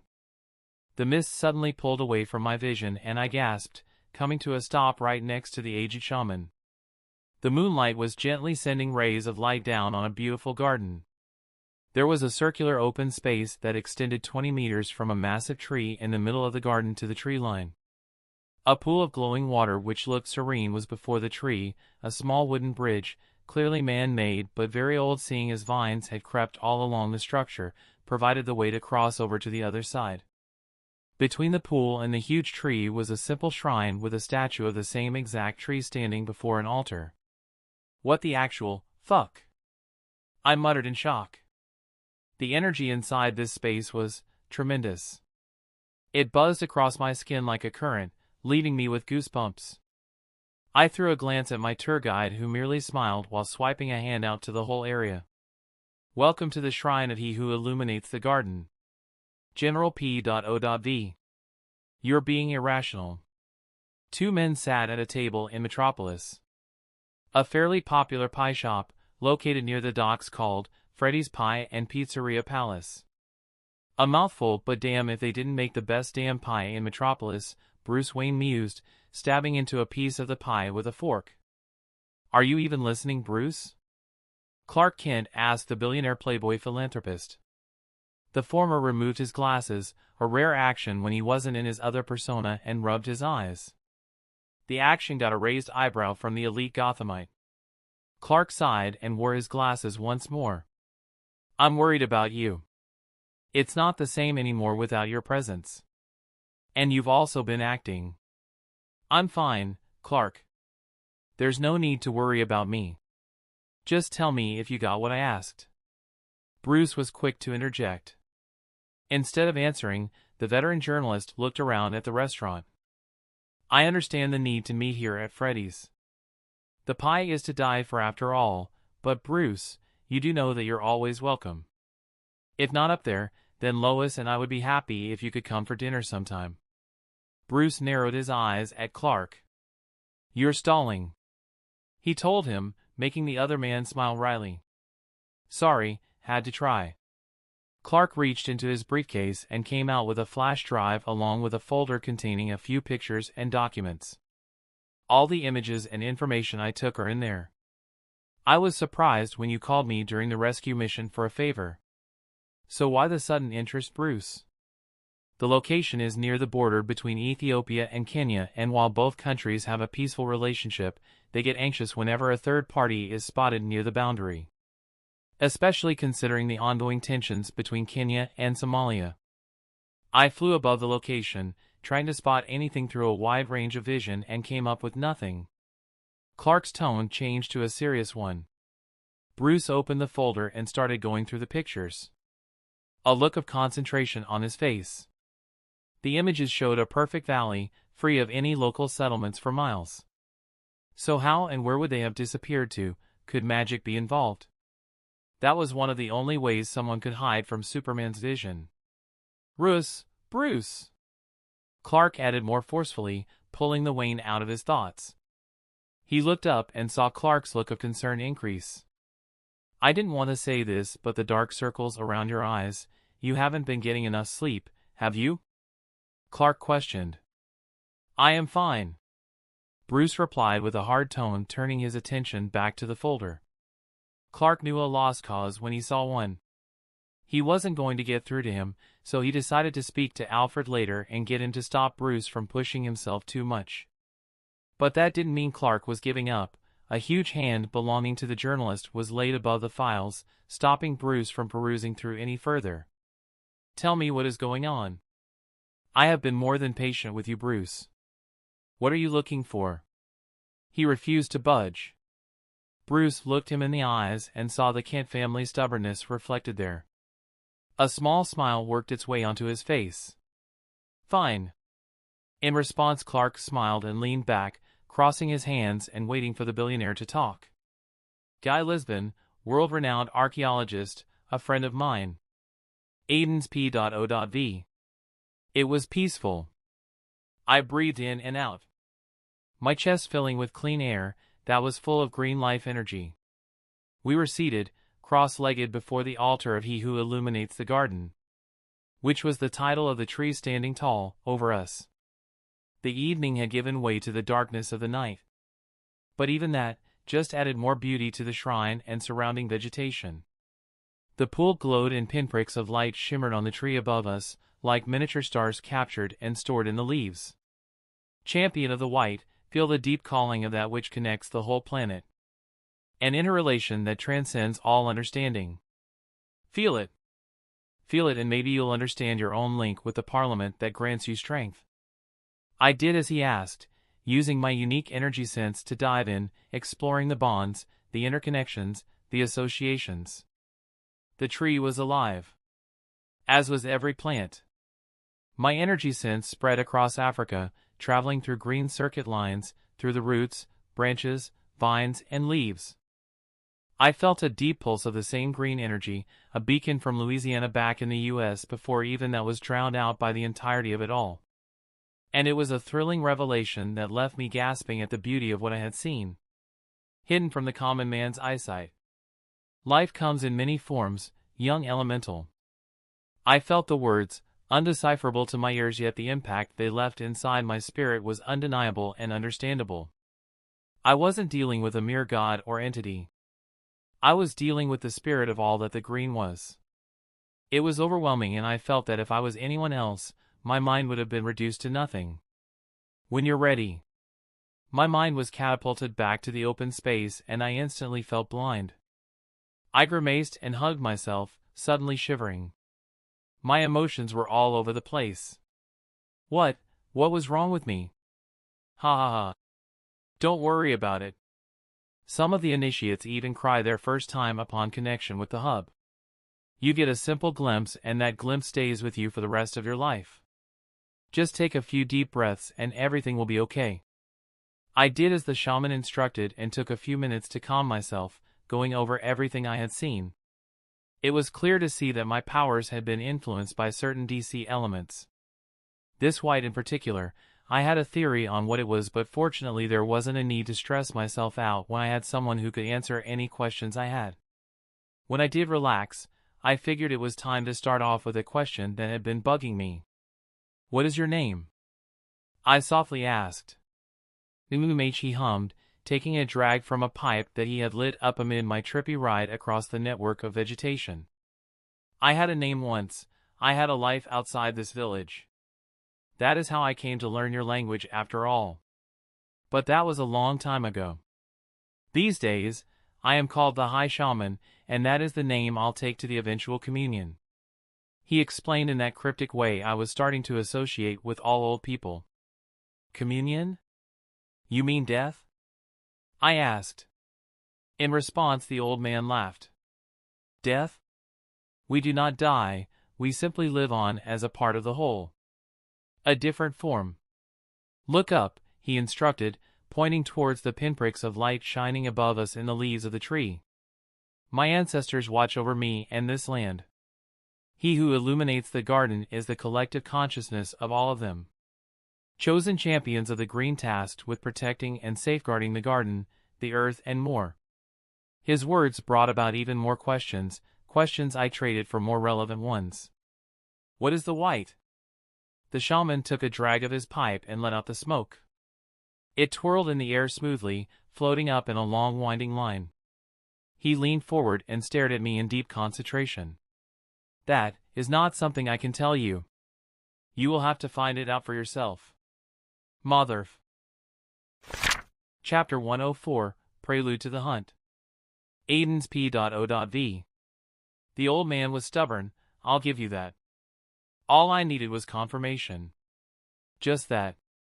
Following fictional comic book world settings, it was obvious to anyone that the white was the elemental force governing air, and maybe other various gases and airborne agents?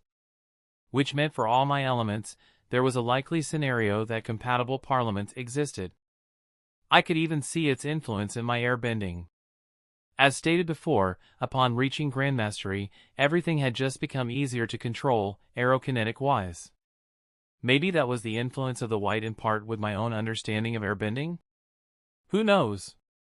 What I knew, however, was that any theories I had would have to be tested further at a later time because I had a mission to complete. I looked at the countdown to the mission displayed on my upper vision.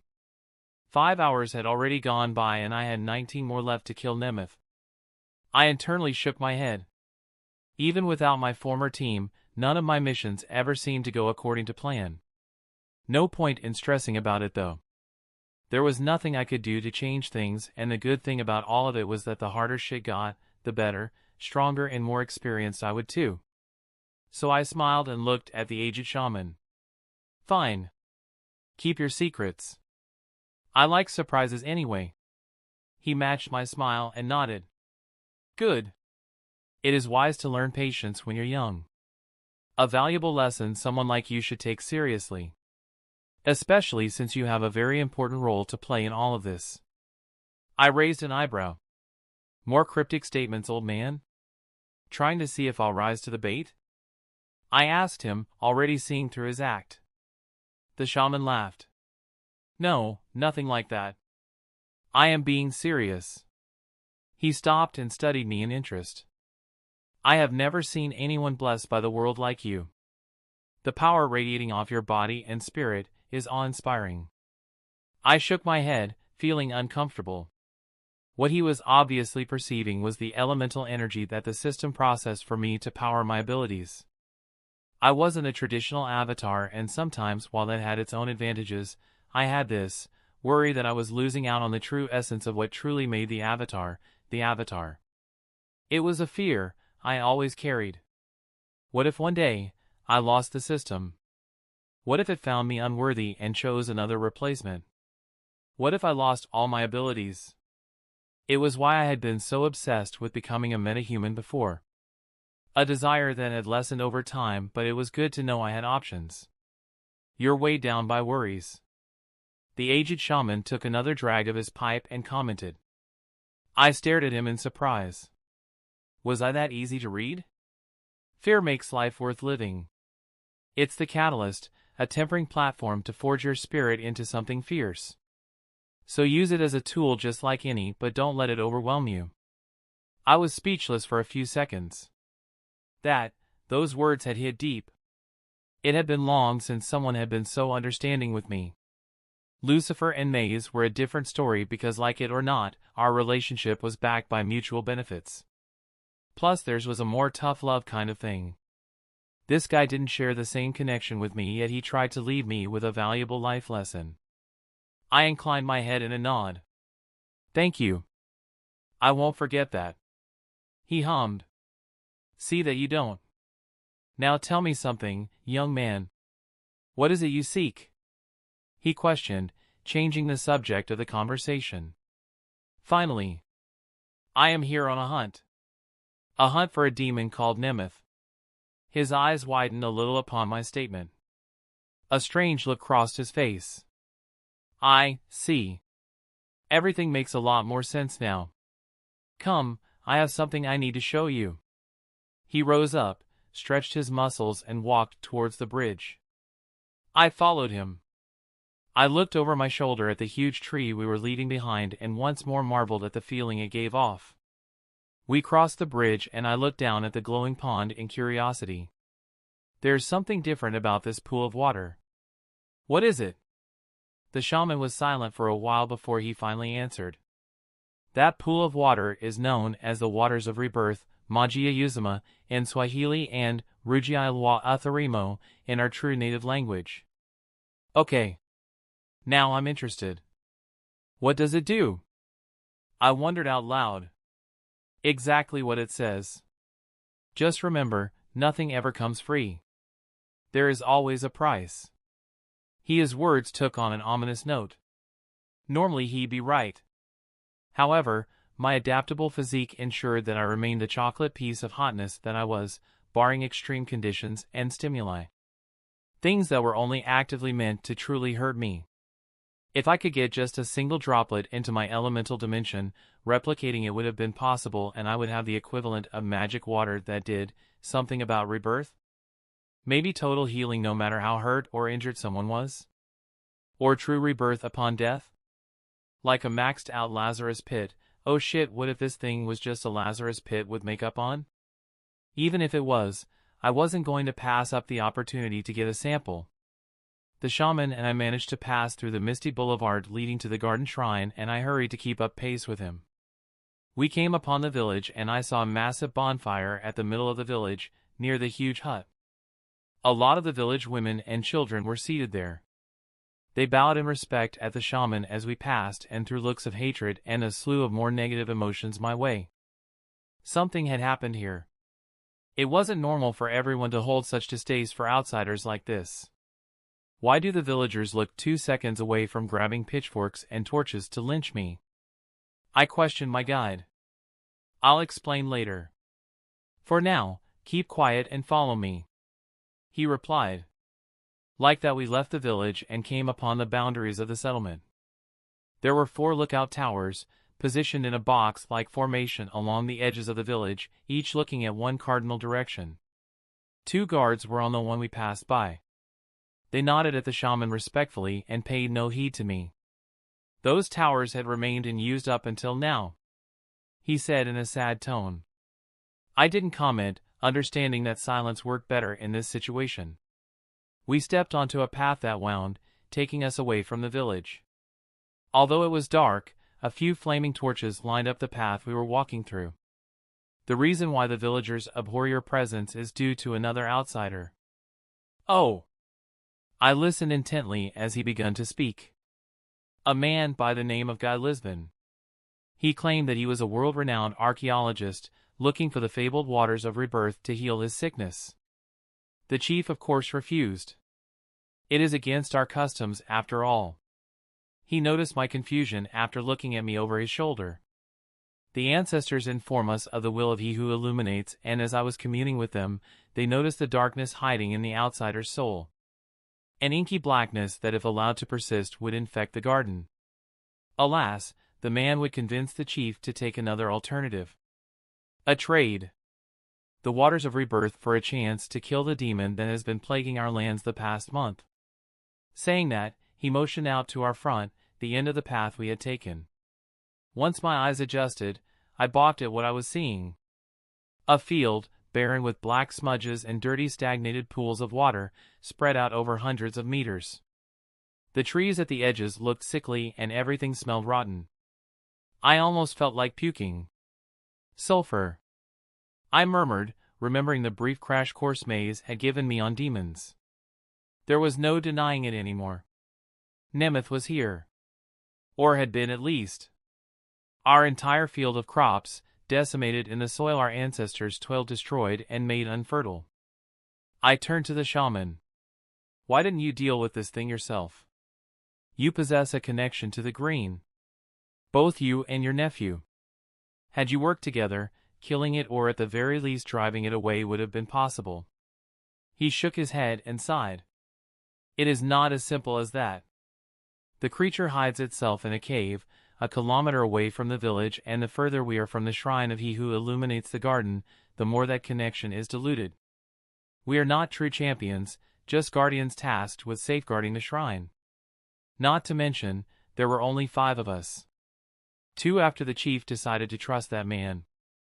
I rubbed my forehead, getting a little more context of what was happening. Guy Lisbon. That name sounded familiar. One last question. How was he able to convince the chief? I inquired. Explosives that he and his team carried for dig site's excavation. The idea was to plant the explosions near the lair of the demon and then press on the trigger. So the chief, eager to end this threat once and for all, mobilized our warriors in one all-out attack. He trailed off. It didn't work. I finished his sentence. Now it suddenly made sense why everyone was so hostile. He gave a curt nod. None of them came back. Mas Ali was heartbroken, and as the chief's son and a prodigy in his own right, he seeks revenge by all means. The only reasons he hasn't mobilized the younger warriors is because he is waiting on me to complete communing with the ancestors for a way forward. And that way is you. My mouth opened in shock. Me? How? Coo! Coo! A voice interrupted us. We looked towards the source and saw an old man running as quick as he could towards us. He stumbled while near and I rushed to catch him before he could faceplant on the ground. Swahili was exchanged between the shaman and the old man. The shaman cursed and spit to the ground in anger. Hey, what happened? What's going on? I asked him in urgency. The shaman tightened his hands into fists and spat out in anger. Seems like my dear nephew's patience has ran out. Half an hour ago, he took the rest of the warriors to confront the demon on their own. I ran a hand through my hair. Oh fuck. They're gonna get slaughtered. My body rose up, a breeze ruffling through my coat. What's the general direction to the cave? The shaman looked at me in the eyes, and for a second I thought he was going to stop me. Fortunately, he only nodded and pointed due east. I'll bring them back, I promised. It's time to finish this. Chapter 105, The Hunt Part 1. General P.O.V, 3 hours before. The holographic projector came on with a hum of energy, displaying a map of the African continent that was magnified to focus on East Africa in particular. Captain Adam pointed to a red blinking icon near the border of Kenya and Ethiopia. This is known as the Valley of Ghosts. A 20-square-mile stretch of jungle. The locals avoid it, and any settlement near the valley is at least half a mile away from the edge of the forest. The team's overseer paused to see if they were listening and continued with a nod. A picture of an attractive blond man with gray eyes and a scruffy beard appeared beside the map. Hey, I know that guy. His book was on the recommendation list for a history project I had back in school. He's a world-renowned archaeologist. An expert on ancient Egyptian customs and relics. Artemis explained. He also helped Batman on a case involving Maxi Zeus. So we can add a deep understanding of the Greek mythology as well. Robin added. His eyes widened right after his statement, and he leveled a questioning glance at Captain Adam. Which means this mission must have come straight from Batman. He connected the dots. This brought about surprise as the rest of the team looked confused. Everyone except Aqualad. Wait, I thought the Dark Knight resigned from the League. Miss Martian wondered out loud. I didn't buy it for a single second. Batman pretty much runs the whole thing. Connor commented while crossing his hands. It was to my understanding that although Batman resigned, the League decided to keep him on as a close associate. He's not involved with any of the decision-making or entitled to a seat at the table, but has taken on a new role as a consultant. Aqualad explained to the rest. It wasn't surprising that he knew of this, but some of the team members were slightly turned off that he kept the information to himself. Robin spared Aqualad a brief glare. Come on guys, Superboy is right. There is no way Batman would leave the Justice League. Kid Flash raised his voice. The Dark Knight is all about contingencies upon contingencies, safeguarding the Earth from any threat, external or internal. Captain Adam narrowed his eyes slightly at the speedster. The Justice League is made up of, practically gods. There are only 2 Leaguers without powers in the League. One now that Batman has left the League. He would never break ties with the League because someone needs to monitor them. To make sure that they use their powers for good. Batman was that check. Silence dominated the room. A thin trail of sweat fell down Robin's back as the implications hit him like a speeding truck. The rest were also all speechless, save for Kid Flash, who had no idea the impact his words had. What? Why is everyone so quiet all of a sudden? Captain Adam cleared his throat and decided to prioritize the mission first. The insinuation of Batman having a countermeasure for each and every member of the League was a cause for concern, but Adam could understand Batman's intentions. This would be addressed later. Moving on. Guy Lisbon is, as some of you seem to know, a famous archaeologist and a League associate who was last spotted with his team right here. A little center called Njoya. Saying that, Captain Adam pointed to a small marketplace a few miles away from the Valley of Ghosts. And he was heading towards the valley on one of his expeditions when all contact was lost with him and his team. The mission is simple. Get in, do a search and rescue. Upon finding him and his team, extract them and make it back to the watchtower. Are we clear? Adam's words were clipped and firm with soldier-like efficiency. Yes, sir. Aqualad stepped forward and nodded. One more thing. I don't need to remind you to stay in stealth mode. The Kenyan government or even Ethiopia cannot know of your presence there. Adam gave another order and Aqualad nodded. Okay team. Let's move out. Aiden's P.O.V. I frowned as my body shot through the sky. I knew the general direction to take, but even after flying for a few seconds I couldn't spot anything that stood out. The layout of the valley was strangely similar in all directions. 2 hills that were concealed by the mist and the darkness, providing no discernible features I could reference, and the jungle itself was thick. I couldn't see the floor of the forest. I stopped in mid-air. This wasn't going to work. Looking back, my frown gave way to confusion. I couldn't even spot the village back the way I came. Okay, something is definitely up. I closed my eyes and spread out my senses. There was a slight hum in the air, a hum that was meant to confuse someone's senses. Perhaps a security measure by the tree that was in the shrine of he who illuminates the garden? Makes sense, I suppose. This meant I couldn't trust my usual senses. Ah! Joke's on you, security mechanism thingy. Telepathy for the win. I had used my budding telepathic sense to find Miss Martian's hiding place during the absolutely cakewalk of a fight that was me versus them. I didn't see why I couldn't use it now to find Moss Ollie and the others.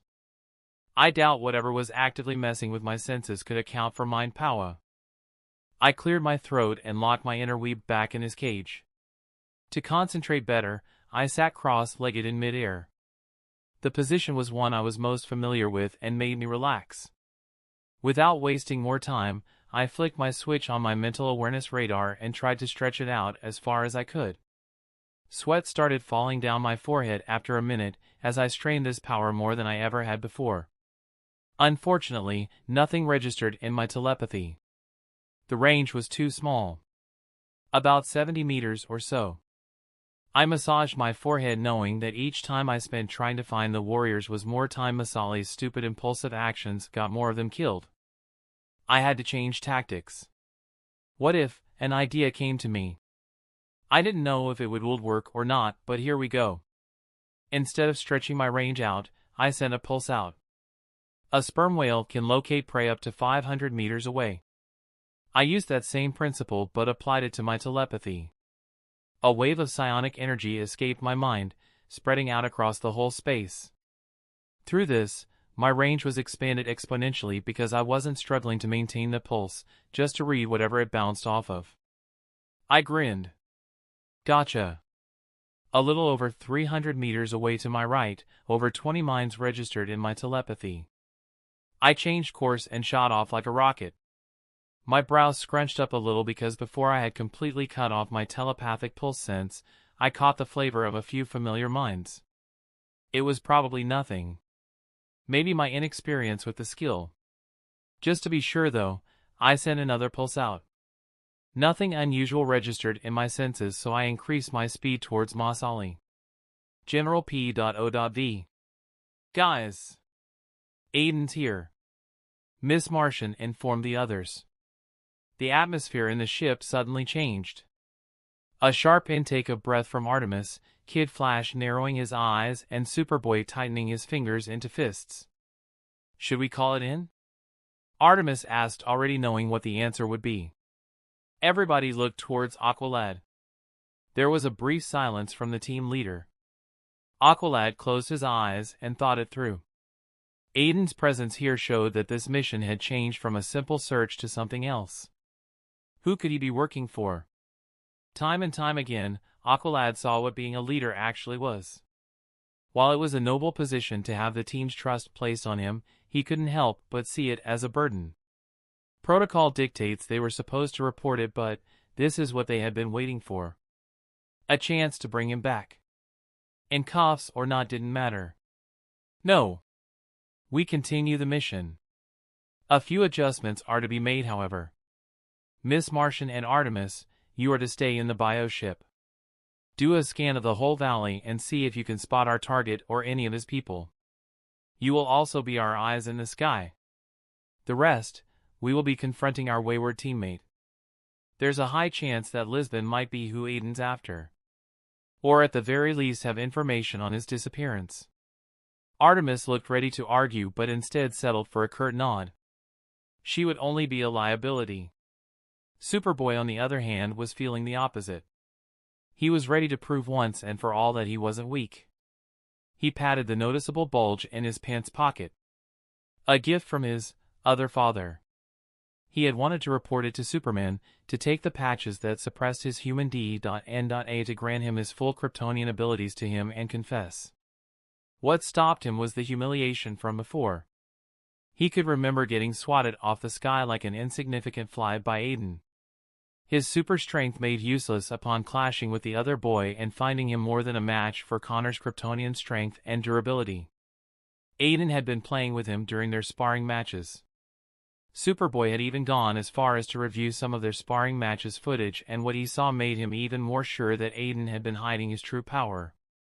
Maelstrom would barely be breathing hard while Connor would be on his last legs.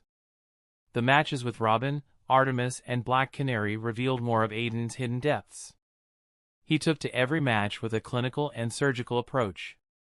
A glint on his eyes that showed you, even if you put him down now, don't expect the same thing to work next time.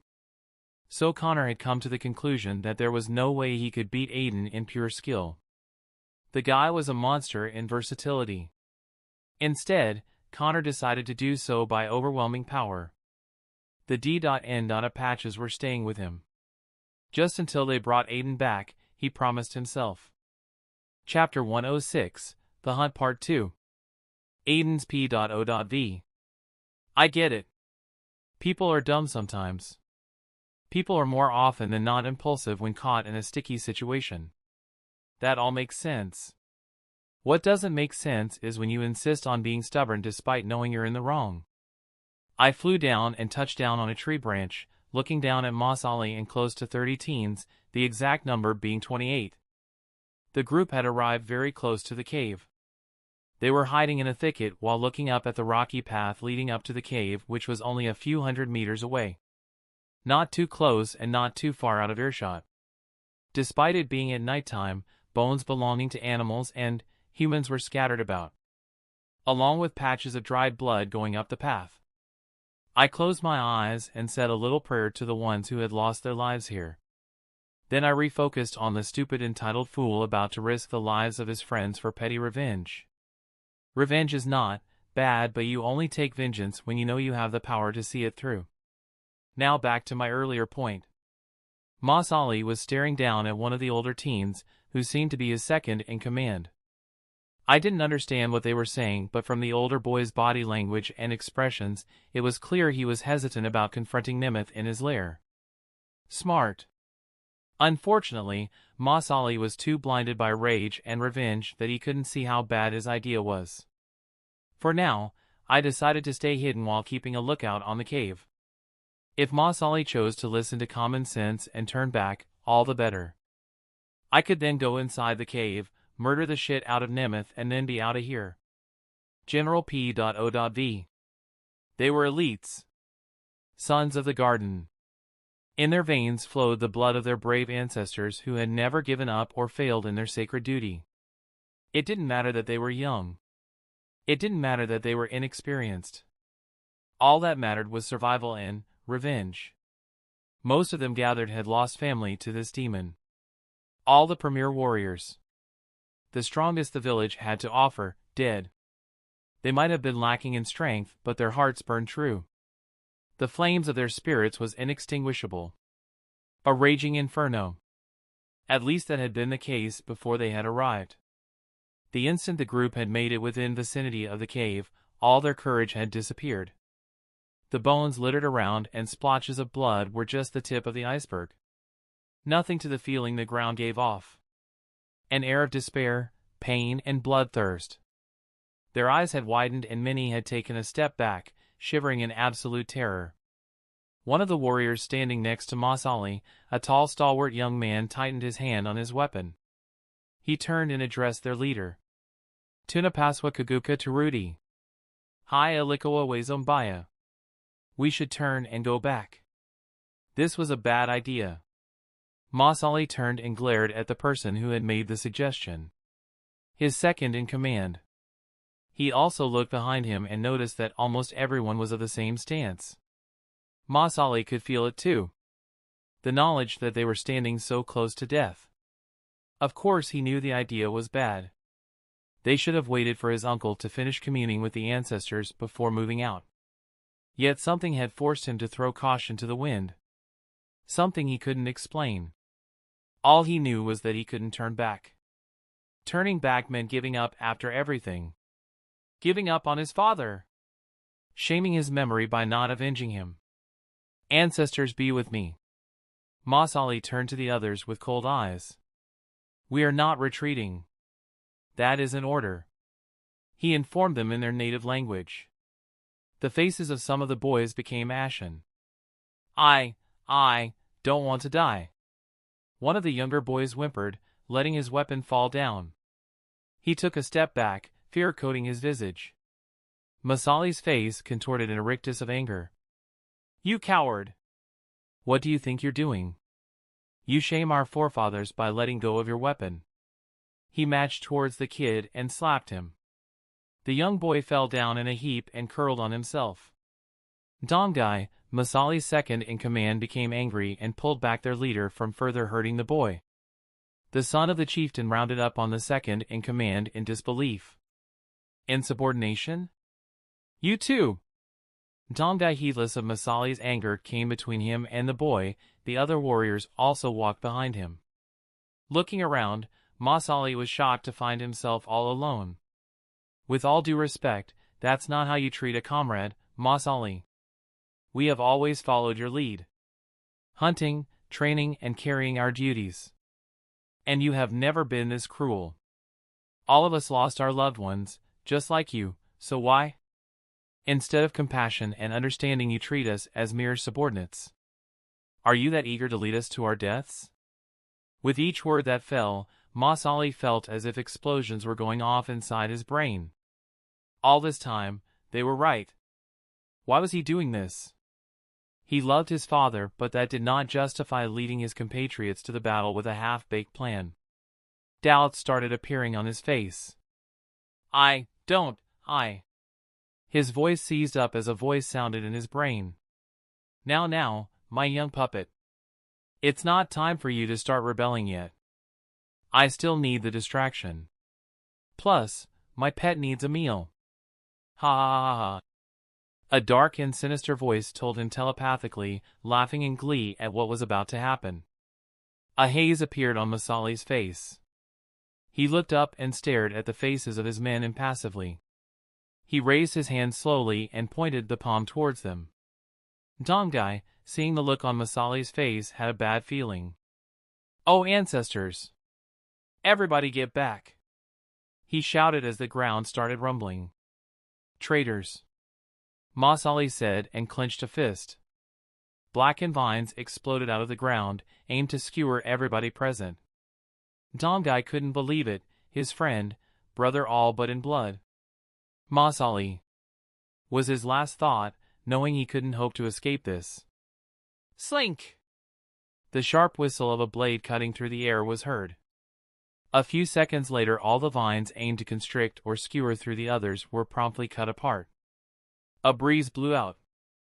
A red and yellow blur moved through the ground, carrying away the warriors out of Masali's range. The son of the chieftain looked on in anger as someone interrupted him. Who dares? He shouted to the forest. A familiar figure stepped out from the edge of the forest and stood before him, tall and imposing. Masali's eyes widened and he stepped back. You? Yes. Me.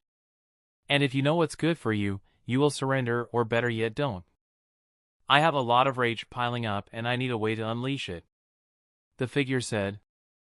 Aden's P.O.V. My mind was buzzing with anger. That red and yellow blur, Kid Flash. The team were here. I felt it out with my air sense and located them hiding in the jungle. Waiting and watching as I approached Masali. Some of them shivering in nervous energy. Only one of them a true threat. Connor was registering as strong in my nascent energy sense. Strange. I could feel the fluctuations of telepathic communications going on among the three of them. Going by what I knew of Aqualad's strategy, the three were probably him, Superboy, and Kid Flash. Robin was inching towards the cave on my left side, trying to move while undetected. Miss Martian and Artemis were most likely on the bio ship, providing air support. Par the course with Aqualad's uninspired and cliché tactics. Well, if it ain't broken. Superboy, wait. I heard the order through the vibrations in the air. Of course, Connor wanted to jump in, like he always does. Did they follow me here? The nerve, and not to mention the stupidity, I inhaled a shuddering breath, calming myself down. I had a mission I needed to carry out first. Once I was down beating the stupidity out of Masali, I would confront them. And this time, they better hope to God they don't attack me first. I am out of mercies to give. I spread out my telepathic awareness, making myself a beacon of psionic energy in a way that any 2-bit telepath like me or a prodigy like Miss Martian could locate the transmission. After a few seconds, I felt a link established between us. No one said anything for a few seconds then. Stay the fuck out of my way, Aqualad. This time I'll make sure the least injury you and your team gets will land you in the infirmary for a month. After giving the warning, I cut off the transmission and turned my attention back to the chief's son. Mas Ali looked angry at my words. I narrowed my eyes when he started huffing. Sweat dripped down his forehead and his eyes looked unfocused. His hands shook as well. I spared a look at the blackened vines I had cut through with my long knives and airbending. The vines were seeping with corruption and taint. Something was up. You foreigners bring nothing but trouble. My father couldn't see you outsiders for what you actually are, a threat that needs to be dealt with extreme prejudice. I raised my eyebrow. He could now talk in English? Communicating with him earlier had been a problem. That's unexpected. Then again, he could have learned it from his uncle.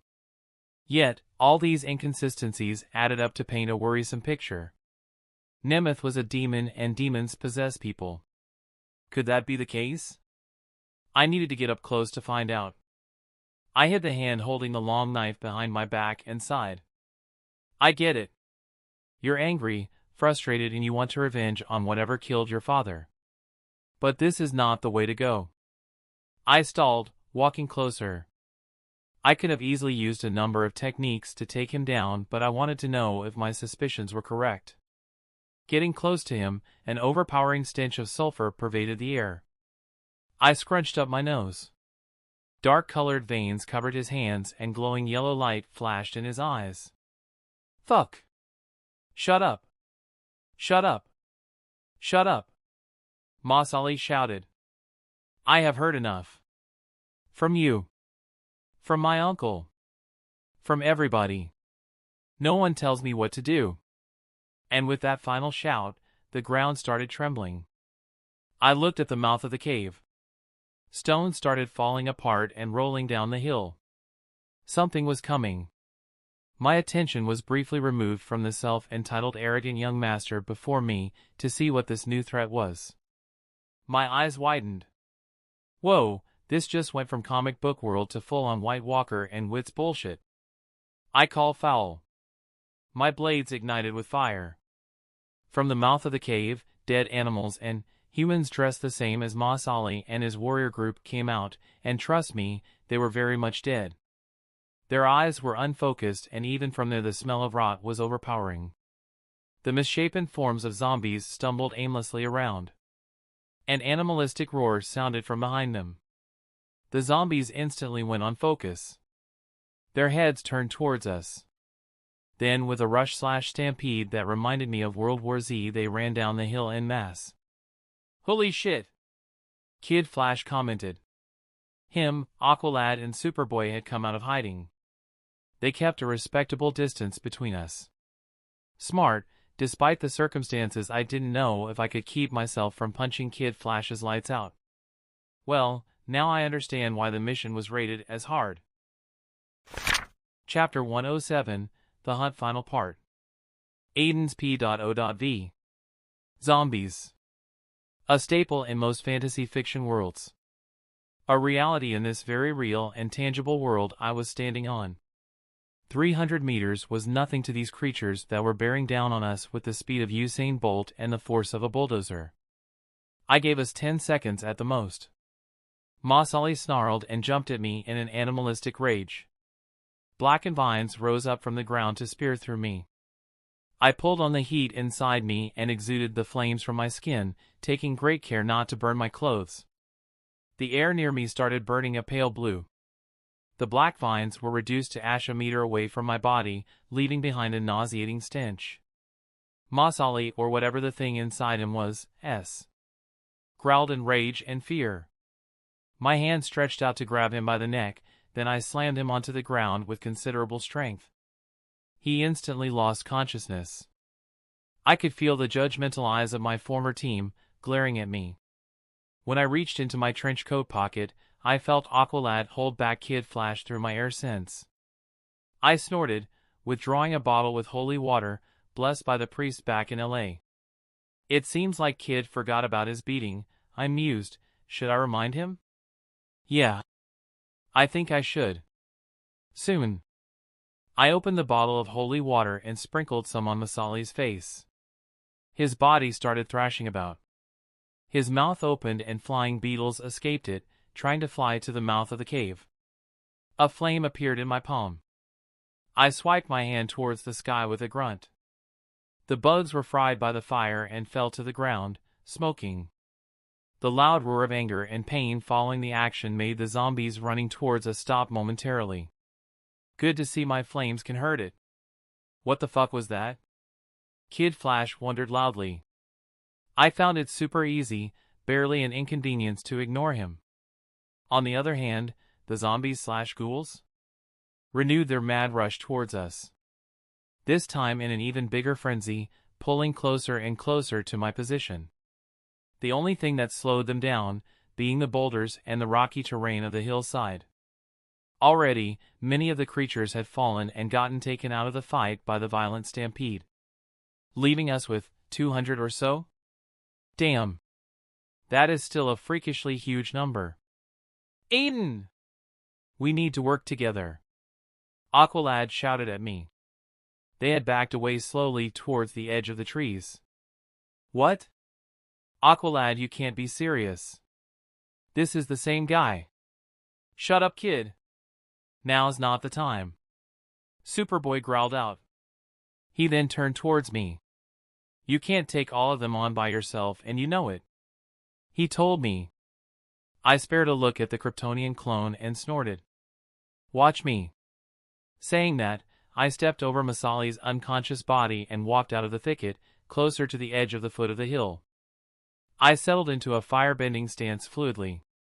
Firebending is about breath control, I reminded myself. Aden! Fall back, you'll die. Aqualad's words made me want to vomit. Where was this concern when they were calling me out back at the cave? I ignored them, using the anger to stoke the flame resting above my groin. He has a death wish, Kid Flash said while running back. My eyes hardened. Maybe I do. But what I do know is that a firebender never gives in. My fire would keep burning so long as my spirit did. And spirit was something I had a lot of. I breathed in and felt the way the air filled my lungs and then imagined it interacting with the hot flames in my navel. Felt the way the air coaxed the flames out. My own body movements, helping to plot a course for the fire to dance. To move according to what I needed. I stepped forward, leaning my upper body slightly to the front. My hands suddenly spread out to the sides. I bent my legs, bringing the arms to my hips. I felt the fire get compressed inside my chest. A ferocious mass of swirling energy ready to destroy. Fire was life, but there cannot be life without death, therefore fire could be used to deathify anything as well. Ah, deathify. Cool word. I might keep on using it. Maybe. I kept a tight hold on the fire and then spun. My hands both shot off from my hips in a quick motion. Large voluminous flames shot out of my fists. Unyielding and roaring like a tiger. Boom! I timed the explosive beam-like destruction wave of super-hot flames with my exhalation. The first wave of monsters, the middle portion up until near the back, were fried by the massive yellow funnel of fire. Easily 100 feet long and covering a large surface area. The heat was oppressive. The light coming off of the attack lit up the night sky. I kept it up for one more split second, before my hands seized up in a burning sensation. Smoke covered the surroundings for a few more minutes, obscuring the view. That attack had been no joke. I winced while lowering my hands. My face made a frown at the red cracks covering my knuckles. I was actually injured. Not debilitating or anything like that, but damn. I thought firebenders couldn't be hurt by their own fire? Then again, I wasn't a regular firebender. My elemental energy reserves were basically bottomless. The problem, as I had seen, was my own body. There was a certain limit as to how much I could actually channel. He's grown stronger. Much stronger. I heard Aqualad comment and rose up from my position. The wind obeyed my command and banished all the smoke and dust away from the surroundings. The scene that met us made me widen my eyes too. A huge groove fanning out from the foot of the hill to the cave at the top had appeared. Red magma from the melted rock had pooled inside the groove and was rapidly cooling. Of the 200 zombies, only stragglers remained. Probably 30 or 40 zombies. My attack alone had taken out over 150 of them. Hell yeah! I muttered while smiling. A loud roar rang out at that particular time, leaving my ears ringing and my heart pumping. The fight was far from over. Looks like the boss is ready to reveal himself. The zombies on the outskirts of my attack stopped shambling about. A silence dominated the battlefield, only broken by the silent steps coming out of the cave. I looked on in anticipation. This is where my mission ends. At 17 hours. Not bad. Finally the big bad revealed himself, or rather itself. A huge lion, easily the size of an African elephant, appeared out of the mouth of the cave. That's one huge-ass cat. I call bullshit. I've seen lions on Nat Geo and they don't get as big as that. I didn't even pay Kid Flash any attention. I just dealt with zombies of all things. A huge lion is where he draws the line? Fucking stupid. The lion was glorious and intimidating. We made eye contact through all that distance and I saw the derision in its eyes. This lion was an apex predator and knew it. That means it wasn't afraid of my fire. Then again, demons come from hell. Hell is hot, obviously. To them it might feel like a cool shower. But my fire still afforded me an advantage over them in comparison to regular fire. For instance, I could burn their true essence. Their true forms, when exposed to my flames along with them being on Earth, would leave the demons turned to crisp. Case in point, the flying beetles that had been possessing Moss Ollie. This brought about many questions. How was Nemeth doing this? He was a gluttonous demon. His whole shtick was eat, eat, and eat. Yet from what we'd seen he was apparently playing necromancer and beast tamer. Something was up, I tells ya. Something stank, and it wasn't the sulfur. I bent down and removed my blades from my inner pocket, placing them on a rock. My hand reached inside again, and this time, I came out with the bottle of holy water. Firebending would probably do little to that lion's shiny coat. But holy water? I whistled. This thing was kryptonite to them. I sprinkled the water on the blades and wiped them down, hoping the effect I was trying to apply was a success and that I had 2 holy daggers in my possession. I twirled them in the air and pointed one towards the lion. I'm coming for ya. The lion held my gaze and I got the impression that the fucker saw me more of a hindrance than a threat. It roared again and the zombies sprang up, running towards us once more. The lion turned imperiously and moved back into the cave, its tail swishing in the air. I looked at Aqualad and his team. I'll take on the big bad himself. The lion controlling the rest of the Walking Dead. You handle the stragglers and make sure you get those boys back to the village. And Aqualad? You better hope we don't meet again. I coldly explained. I saw well-hidden fear in Wally's eyes and smirked inwards. That just made my day. This is far from over, Aden. I will beat you. Superboy informed me before I could leave. And just to prove a point, the fucker floated up with red flashing in his eyes. I widened my eyes a little. That explained why he was registering as strong in my senses. He now had access to the rest of Superman's powers. I turned away. Show off, and he couldn't even get rid of the horde of zombies that were coming at us earlier. Chapter 108, The Mastermind Part 1. General P.O.V. Wait. Aqualad was a little too late, and before any of them could say anything, Aden blasted off. 2 twin flames pushing him to the mouth of the cave at high speed. Neptune's beard! Aqualad cursed, something he never did. Superboy and Kid Flash shared a look but wisely kept silent. For all of 2 seconds before Kid Flash reminded them of the zombies coming at them. So, any exorcists around? Either that or someone get us Rick Grimes. The speedster said. Aqualad sucked in a deep breath and refocused on the mission. They would deal with Aden later. First, they had lives to save. He reached out into their shared telepathic link. Miss Martian, I need you to land the bioship. We need to evacuate these people. You can then use the directions they give you to find a safe place for them. Meanwhile, Kid Flash, Superboy and I will take down as many of these creatures as we can. Lastly, Robin, your job is to go after Aden and the big scary cat that would not look out of place in a Narnia setting, observe while hidden and if possible take them both down, effectively rendering the rest of the zombies useless as they seem to be controlled by the aforementioned Narnia big scary cat? Boy Wonder said all of that in one breath. Good thing, telepathic communication was much more flexible. Aqualad sighed. I was thinking, observe and provide tactical support to Aden where you can. We might not like it, but working together is the smart move. Superboy narrowed his eyes from his levitating position. For now, he added quietly, only audible to himself. We will try to finish up quickly and come to your aid. The objective is to not allow any of these creatures to breach the edge of the jungle. Less chance of us missing one. Aqualad finished relaying his orders. Not a problem, fearless leader, since they seem to be pretty focused on us. Kid Flash stated while lowering the goggles strapped to his forehead to cover his eyes. A click on the side of the optic device switched it to night vision. I'll give them something to focus on, all right. Arg! Superboy shouted in anger and shot at an elephant that was stomping its way towards them. Aqualad looked on in suspicion.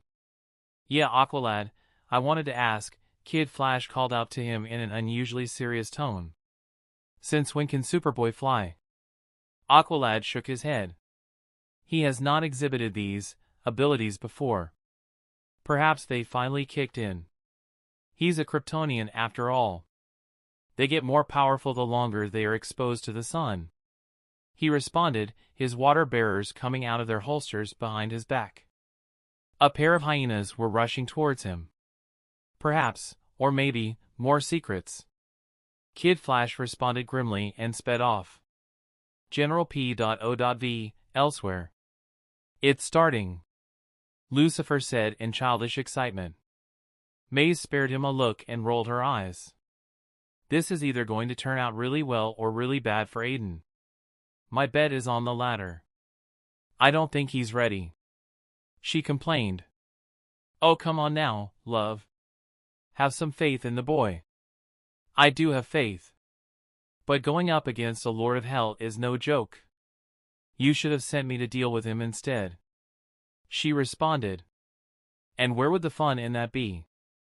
This way we get to see an evolution. The beauty of humanity, Maze Keen, lies in that stupid spark of courage that spurs their actions, he told her with an upturn of the corner of his lips. The Lilim shook her head. That's not outstanding or unique at all. Most aliens have that as well. Humanity is simply favored more by him. She disagreed. Lucifer nodded, seeing her point but also slightly disappointed that she was entirely missing the bigger picture. Maze dear, I have always taught you to see past the obvious. Ask yourself why he favors them. When you have the answer, you'll understand how it's possible for individuals like John Constantine to exist. Lucifer admonished her. Fuck that asshole, Maze stated upon hearing Constantine's name. The devil chuckled at the hatred she possessed for Hell's vacuum cleaner. He's in another universe entirely, Maze. I see your dislike for him is still at an all-time high, he commented. In response, the beautiful Demoness simply poured herself a drink and downed it. Well, he's the reason I'm glad humans are not immortal or possess long lifespans. I have a grudge with that bastard. She went silent before placing down the glass and her hand on the table. Wait. Maze addressed Lucifer as realization dawned on her face. That's why you're doing this. Why you want the boy to get involved in the supernatural. This world lacks the experts. Well, apart from the Lord of Order and the stage magician, Satara, but he is not a true demonologist or a hunter. In a way you're shaping him up to take on that role." She paused in surprise and confusion. For the first time in a while, Maze couldn't get a read on what Lucifer was planning. The proud smile on his face told her that he was happy she'd finally connected the dots, but if anything, Maze felt even more lost. One question remained.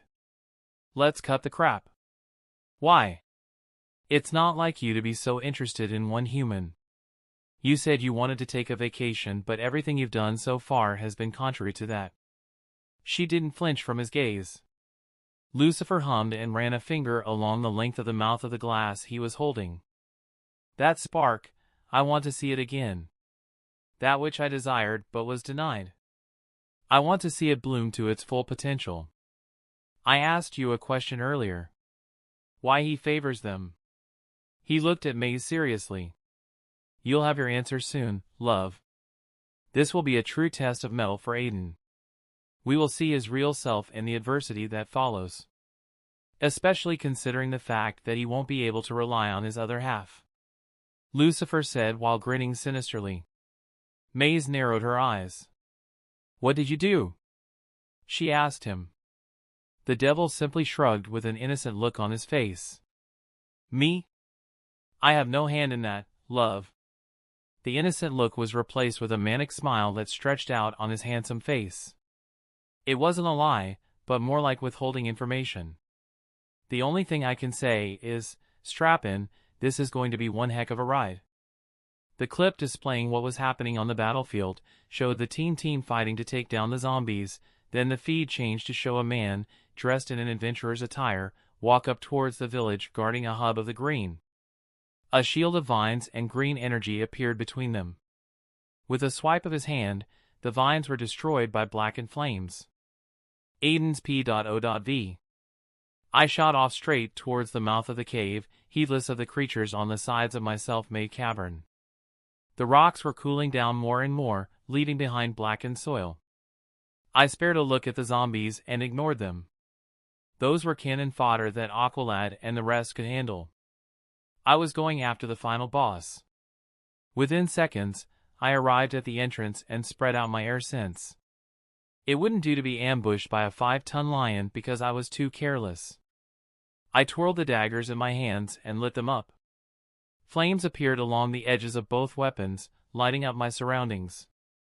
I didn't need the light to see because my vision was strong enough, so this was more to draw out the huge creature. I would sense it before it could attack and then retaliate when Nemeth least expected it. My feet crunched on bones, like dried twigs. My nose scrunched up in disgust at the rotten stench present in the cave. It was to the point where I started cursing my enhanced sense of smell. There was nothing I could do other than quickly killing Nemeth and leaving this place. I walked in while taking great measures to read anything registering in my senses. 20 meters in, I felt a movement come from my back. A miniature figure that shot a zip line to the ceiling of the cave and stuck to the sides of the walls. Robin. Typical. A few more seconds of carefully traversing the smelly and dark cave, I started hearing the drip of water. Looking at the walls of the cave, I could tell they were also starting to get slightly wet. The tunnel then enlarged the deeper I walked in until I finally found myself staring at an open space inside the cave structure, the size of a soccer stadium. In the far back was an underground river. The water looked murky and disgusting even from the huge distance away. And lastly, laying down on the barren and rocky ground was my target. The final boss himself. The big cat looked at home. It lazily observed me. A menacing look on its face. A mark showing a pentagram was branded into its forehead, sharp claws gleamed from its paws, and a low growl informed me of what it thought of me. An annoying pest. Let's change that, shall we? I jumped off the cave opening and landed before Nemeth. The instant I did, an overbearing might shook my bones and I took a knee from the aura it was exuding. The lion rose up and started walking towards me. Its steps were heavy and frightening. I struggled to move, aware of the death sentence walking towards me. Each second was agonizing. I looked up at it with a scared look on my face, and the glee in its own eyes was magnified. It loved this feeling of domination and oppression. Drool escaped its mouth, and the smell of sulfur made me feel as if I was going to pass out. A meter away from the huge behemoth, I felt the whistling sound of birdarangs and watched as the lion jumped back in a swift move despite its huge size. The birdarangs it had dodged dug themselves on the floor of the cave and exploded, showering me with pieces of stones that bounced off my air shield. I sighed and got up without a problem, shrugging off the intimidating aura of the lion with ease. I looked over my shoulder in anger. "Why did you interfere, Robin?" Boy Wonder landed behind me and looked smug. "I think you meant thanks." I chuckled without humor. "Thanks? Thanks for what? For ruining my plan?" I was pretending to be weak so that I wouldn't have to waste any more time dispatching this thing. "I have a feeling that someone else is behind this whole scheme, but now because of you, I'll have to fight the damn lion, giving the mastermind more time to carry out what he's planning." Robin gave me an impassive look. A stubborn glare worthy of his mentor. Deep in his eyes, however, I could tell he was embarrassed. A loud roar brought my attention back to my opponent. I sighed, brandishing my flaming weapons. "Okay, now that the easy way is out, let's do this the fun way." I smiled a bloodthirsty smirk. Chapter 109, The Mastermind Final Part. Aden's P.O.V. The lion roared once more, this time in rage. I spared a look at Boy Wonder. "Get to cover and don't intervene." Surprisingly, he didn't try to argue back, and not unlike Batman, he disappeared into the shadows of the cave. I heard his signature laugh echo through the cavern and rolled my eyes. "Well, it's just you and me, kitty cat. I promise you, I'll try to make this quick." The taunt worked and the lion jumped at me, claws and teeth aimed to eviscerate me into meat ribbons. That was if its weight didn't crush me instead. I rolled under it and sprung up to a handstand. I spun my legs around, creating a scythe of flames that arched towards the lion. The beast, in that same astonishing agility it had previously displayed, turned around and roared. The huge blast of sound sent an air wave that put out my flames. I brought the winds to my control and created two massive tornadoes that almost reached the ceiling of the cave. The whirlwinds boxed in the lion, briefly hiding me from its sight.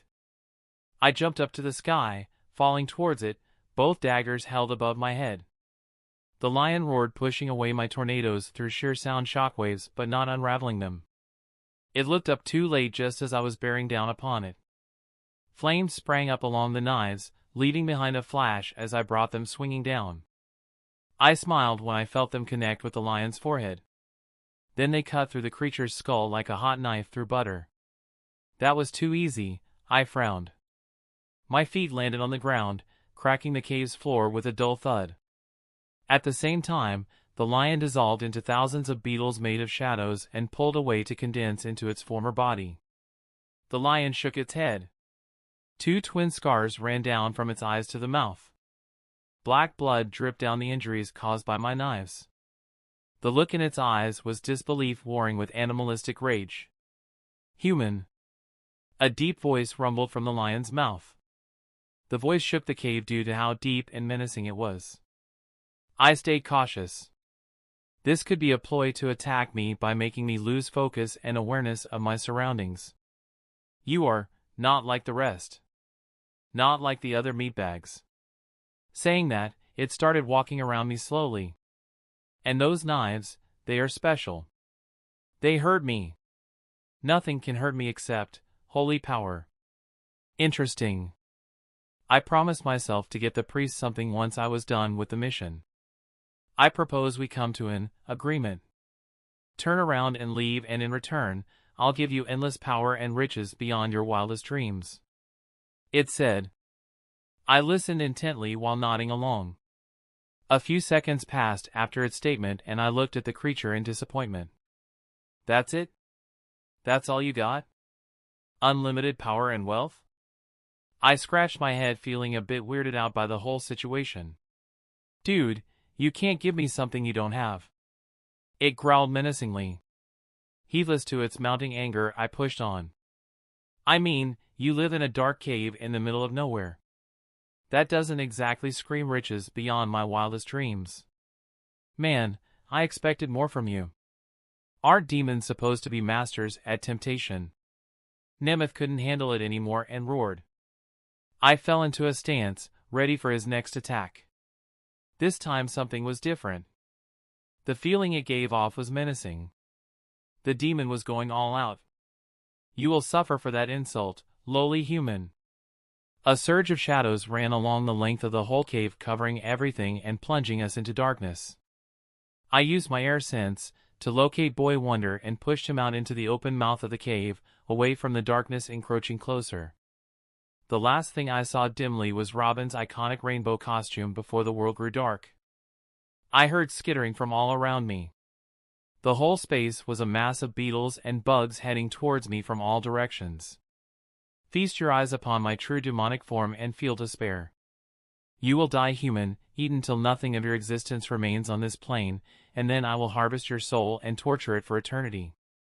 Nemeth's voice rang out from everywhere. It was distorted and would have made anyone else shit their pants.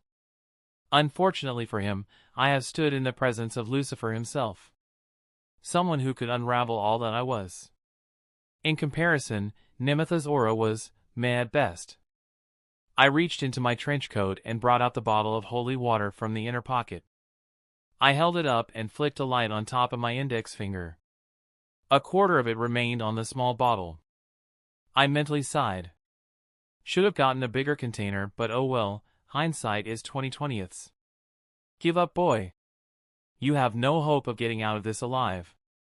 I, Nemeth, the demon lord of hell, will devour you completely, my opponent said. I snorted. Demon lord? Oh please. Spare me the bullshit. Let's see just how deserving you are of that title. I poured the holy water onto the palm of my hand, careful not to let any of it drip down. Now, the reason the holy water had such an adverse effect on demons was because of the touch of divine holy power contained in it. The essence of purity that dealt corrosion on the demons. My idea was to either burn away the water completely, separating it from the essence of holiness, and then supercharge that energy with my own fire, which was aligned with the attribute of order. Or simply mix them and hope the divine essence was potent enough to not get too diluted when spread out across the massive attack I was planning. It was an idea that had no science backing it. But if it worked, I would take down Nemeth once and for all by targeting his full mass, without sparing anything. I didn't have any other way, and I couldn't keep on slashing him apart with the daggers because he would simply dissolve into his true form and slip away. Damn, I wanted a cool dagger fight scene. A blaze appeared in my hands. As if sensing the danger about to befall him, the whole mass of bags slammed onto me, only to bounce back upon colliding with an Air Force shield that I kept around my body. Sparks of blue electric energy appeared on my palm as I burned away the water. It tried to recombine itself from the fusion of hydrogen and oxygen, but my flames burned hot enough to halt that process. I was careful, trying to get a feel for the holy essence in the water with my nascent energy sense. And fortunately, I could feel something. Something just out of reach. Stop! You have no idea what you're doing. You'll call down his wrath. You fool! Nemeth's voice changed to a terrified squeak and tried to get away from me. I absent-mindedly constructed another barrier inside the cave that covered any spots the demon could escape through and then compressed it. The demon's full mass was now tightly held together in a massive ball of air, and I was in the middle of it. The core. He started pleading, but I was too entranced by something. My eyes glowed as I looked at the pinprick of light floating on my palm. It was the size of a grain of rice and was shining the purest golden light I had ever seen. This was more than I bargained for. It would be wrong to use as a simple attack. But I don't have a choice. I wished I had another choice. As it was, my flames alone could not hope to defeat Nemeth at his full power. Maybe if it was sections or pieces of him, like when I burned the beetles that were controlling Mos Ali, but in his full form, he was used to fire from hell. Fuck it. I crossed my palm on the small light and then breathed in.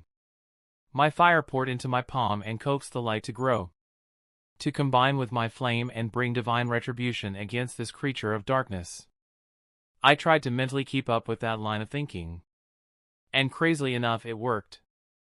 I opened my palm and a white, beautiful, and lazily burning flame appeared. Despite being so diluted, Nemetha's screech of pain reached me as the nearest beetles were burned to nothing just from exposure to the white flame's light. I raised up a hand to the sky. The flame started rotating into the form of a ball of energy before exploding out into a voluminous tornado that covered my form. I brought my hands together. My right palm meeting my left fist, and the flame grew larger. The air bubble on the outside pressed Nemetha's full mass into the flames, and the demon's cries of mercies were drowned out, having been completely destroyed by my attack in one simple move. Holy cow! When the flames ended, partly because it was getting too much for me too, despite the fact that I had covered myself in the strongest layers of protection I could, I was surprised at what met me. Most of the cave had melted into lava. Steam and ash covered the whole place.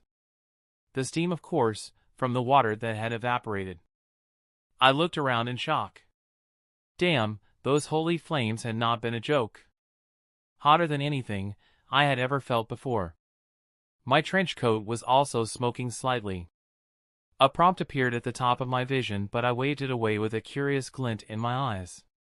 Due to the cave half melting down, it had revealed something. A red blinking light deeper inside it. Near the mouth of the underground river. I waved the ash and steam away, flying over to inspect what this new thing was. Getting over there, I was surprised to find a pod of some sort. A machine built similar to a beetle. Was it a coincidence? Maybe. I touched the metal expecting it to be hot to the touch, but was surprised when it felt cool instead.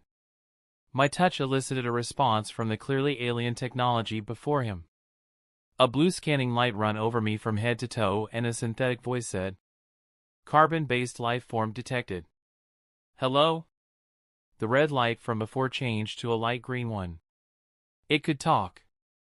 Meaning I was not dealing with BA's simple machine at all.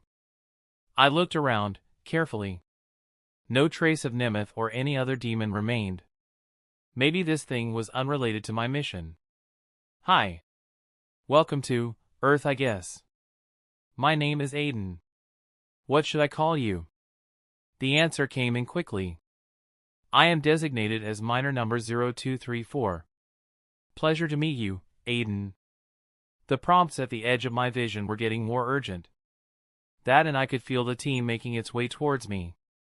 We will have to cut this meeting short, miner. How about I lead you to somewhere else you can safely run diagnostic tests and recuperate? As you can see, this place is a battlefield. I offered, hoping it wouldn't say no. Very well. The miner said and rose up, levitating in the air. A boom tube appeared and it flew through. The boom tube had led it to an island far away from Sanctuary in the elemental dimension. I breathed out a sigh of relief at how smoothly that had gone. Miner was an unexpected find, and I had a feeling, a very significant one. Back to more important matters, I enlarged the display box and was immediately hit by an urgent notification. I swept the rest of the notifications away and was left with a blinking text. Oh crap. This shit just went from a generous 30 to 100 real quick. I commented, hurrying out of the cave. Why? I had less than 5 minutes to stop the end of the world. Urgent mission!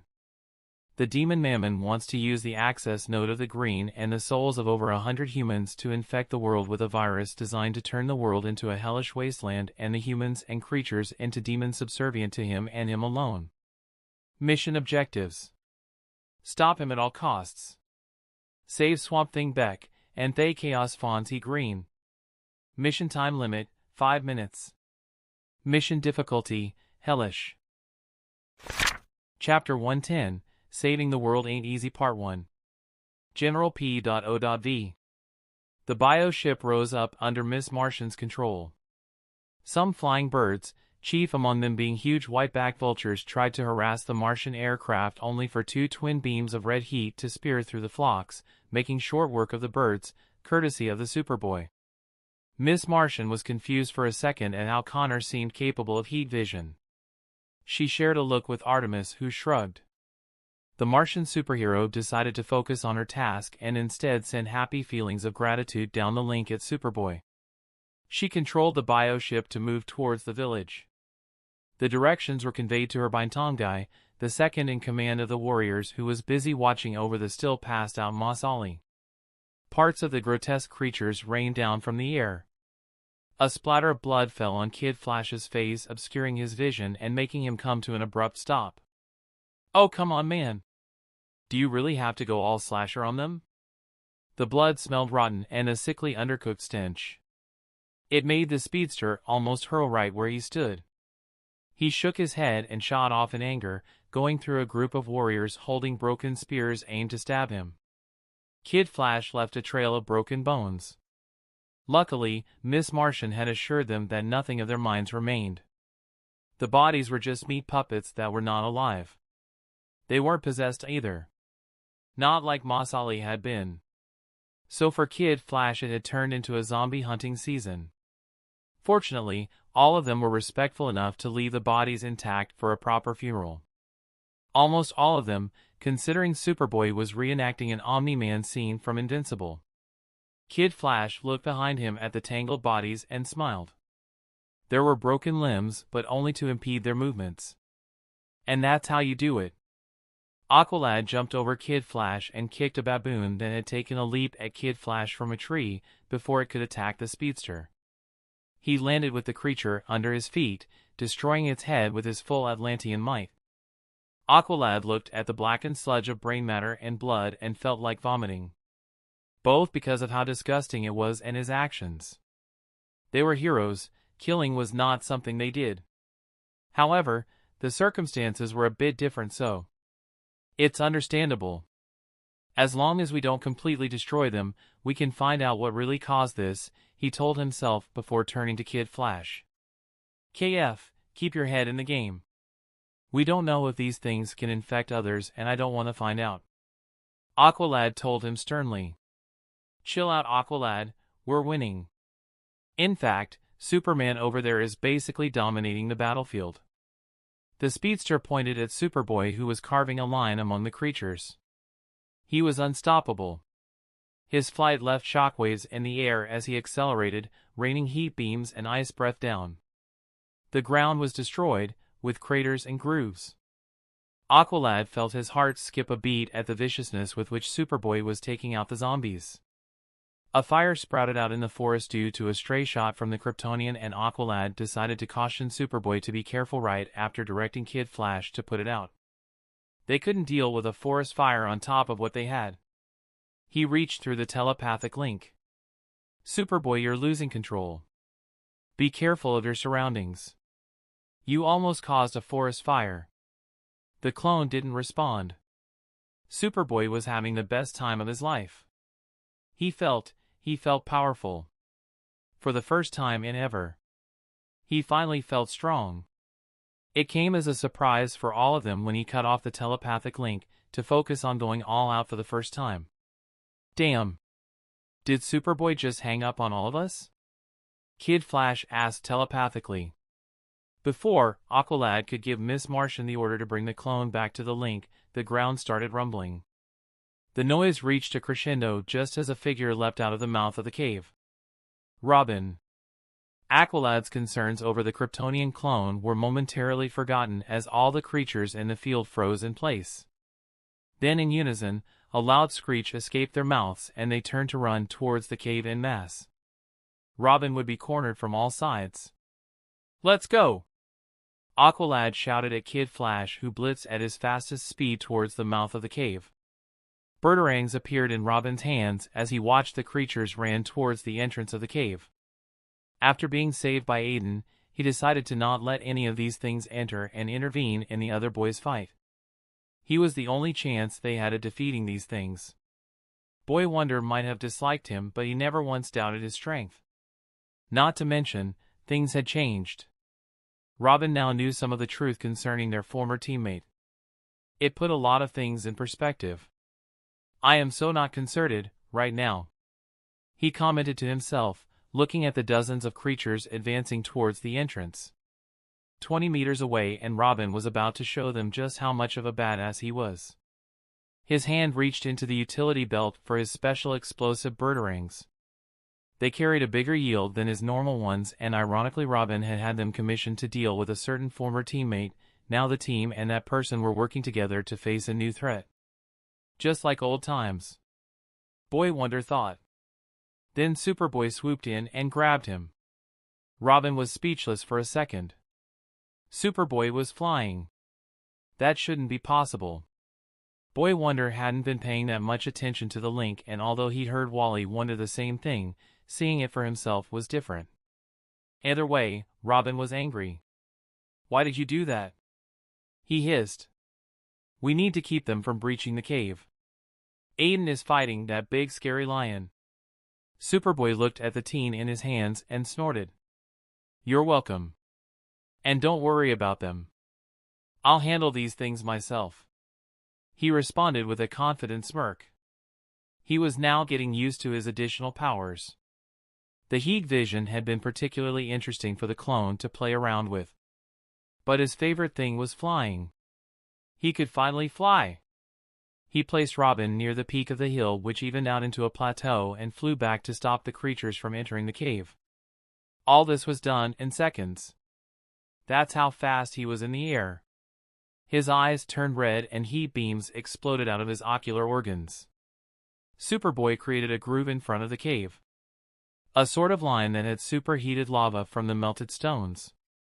The zombies fell in and had their bodies destroyed. The temporarily full Kryptonian touched down with pride coloring his eyes. He had done it. None of these creatures could now hope to enter the cave. He looked back at the aforementioned cave and briefly wondered if he should have gone inside to help Aden fight the lion. Superboy's hands tightened. That thing had looked downright menacing and powerful. Before he could, though, two things happened almost simultaneously. For starters, Aqualad, Kid Flash, and Robin clutched their heads in pain and screamed. A telepathic attack. Someone had bested Miss Martian at her own specialty, and as a result of being in the mind link with her, the rest of the team, barring Superboy who had cut off the link, and Aden who was not invited to the Cool Kids Club, felt as if a spike was being driven through their skulls. Superboy quickly flew towards Aqualad and Wally. "Aqualad! Kid Flash! Can you guys hear me? Take a deep breath." Heedless to the clones' worried questions, the three of them passed out. Then, as if that wasn't enough, all the remaining zombies dropped down onto the ground as if their strings had been cut. Superboy didn't know what was going on. And calling out to Miss Martian or Artemis through the mind link didn't seem to work. He looked at the cave. The only one who could possibly have an answer as to what was going on was Aden. But first, Superboy grabbed the speedster along with the Atlantean and flew them towards the hill where he had earlier deposited Robin. At least there they would be safe for the time being. Another rumble, this time bigger, and with a shockwave of energy that felt pure, the cave started spewing out ash and smoke. Superboy narrowed his eyes and activated his X-ray vision, inspecting what was happening inside the cave. His eyes widened a little when he saw a craft of some kind fly through a portal. That was all he saw. A feeling of that familiar weakness that was his reality hit him, and he winced, losing attitude in the X-ray vision. The DO NOT OWN Atla suppressor that looked like shield patches had ran out of juice. He landed on the ground just as Aden speared through the mouth of the cave, urgently flying towards the direction the bio ship had taken. Just like that, Superboy knew something was up. The fight was not over. And from the looks of it, something big was going down. His hand went to his side pockets, and out with it came the compartment holding the shield patches. He slapped one on his upper arm, and the rush of power was almost orgasmic. Superboy glanced at his teammates and wondered if he should bring them with him. No, they might slow me down. Not to mention they're safer here anyway.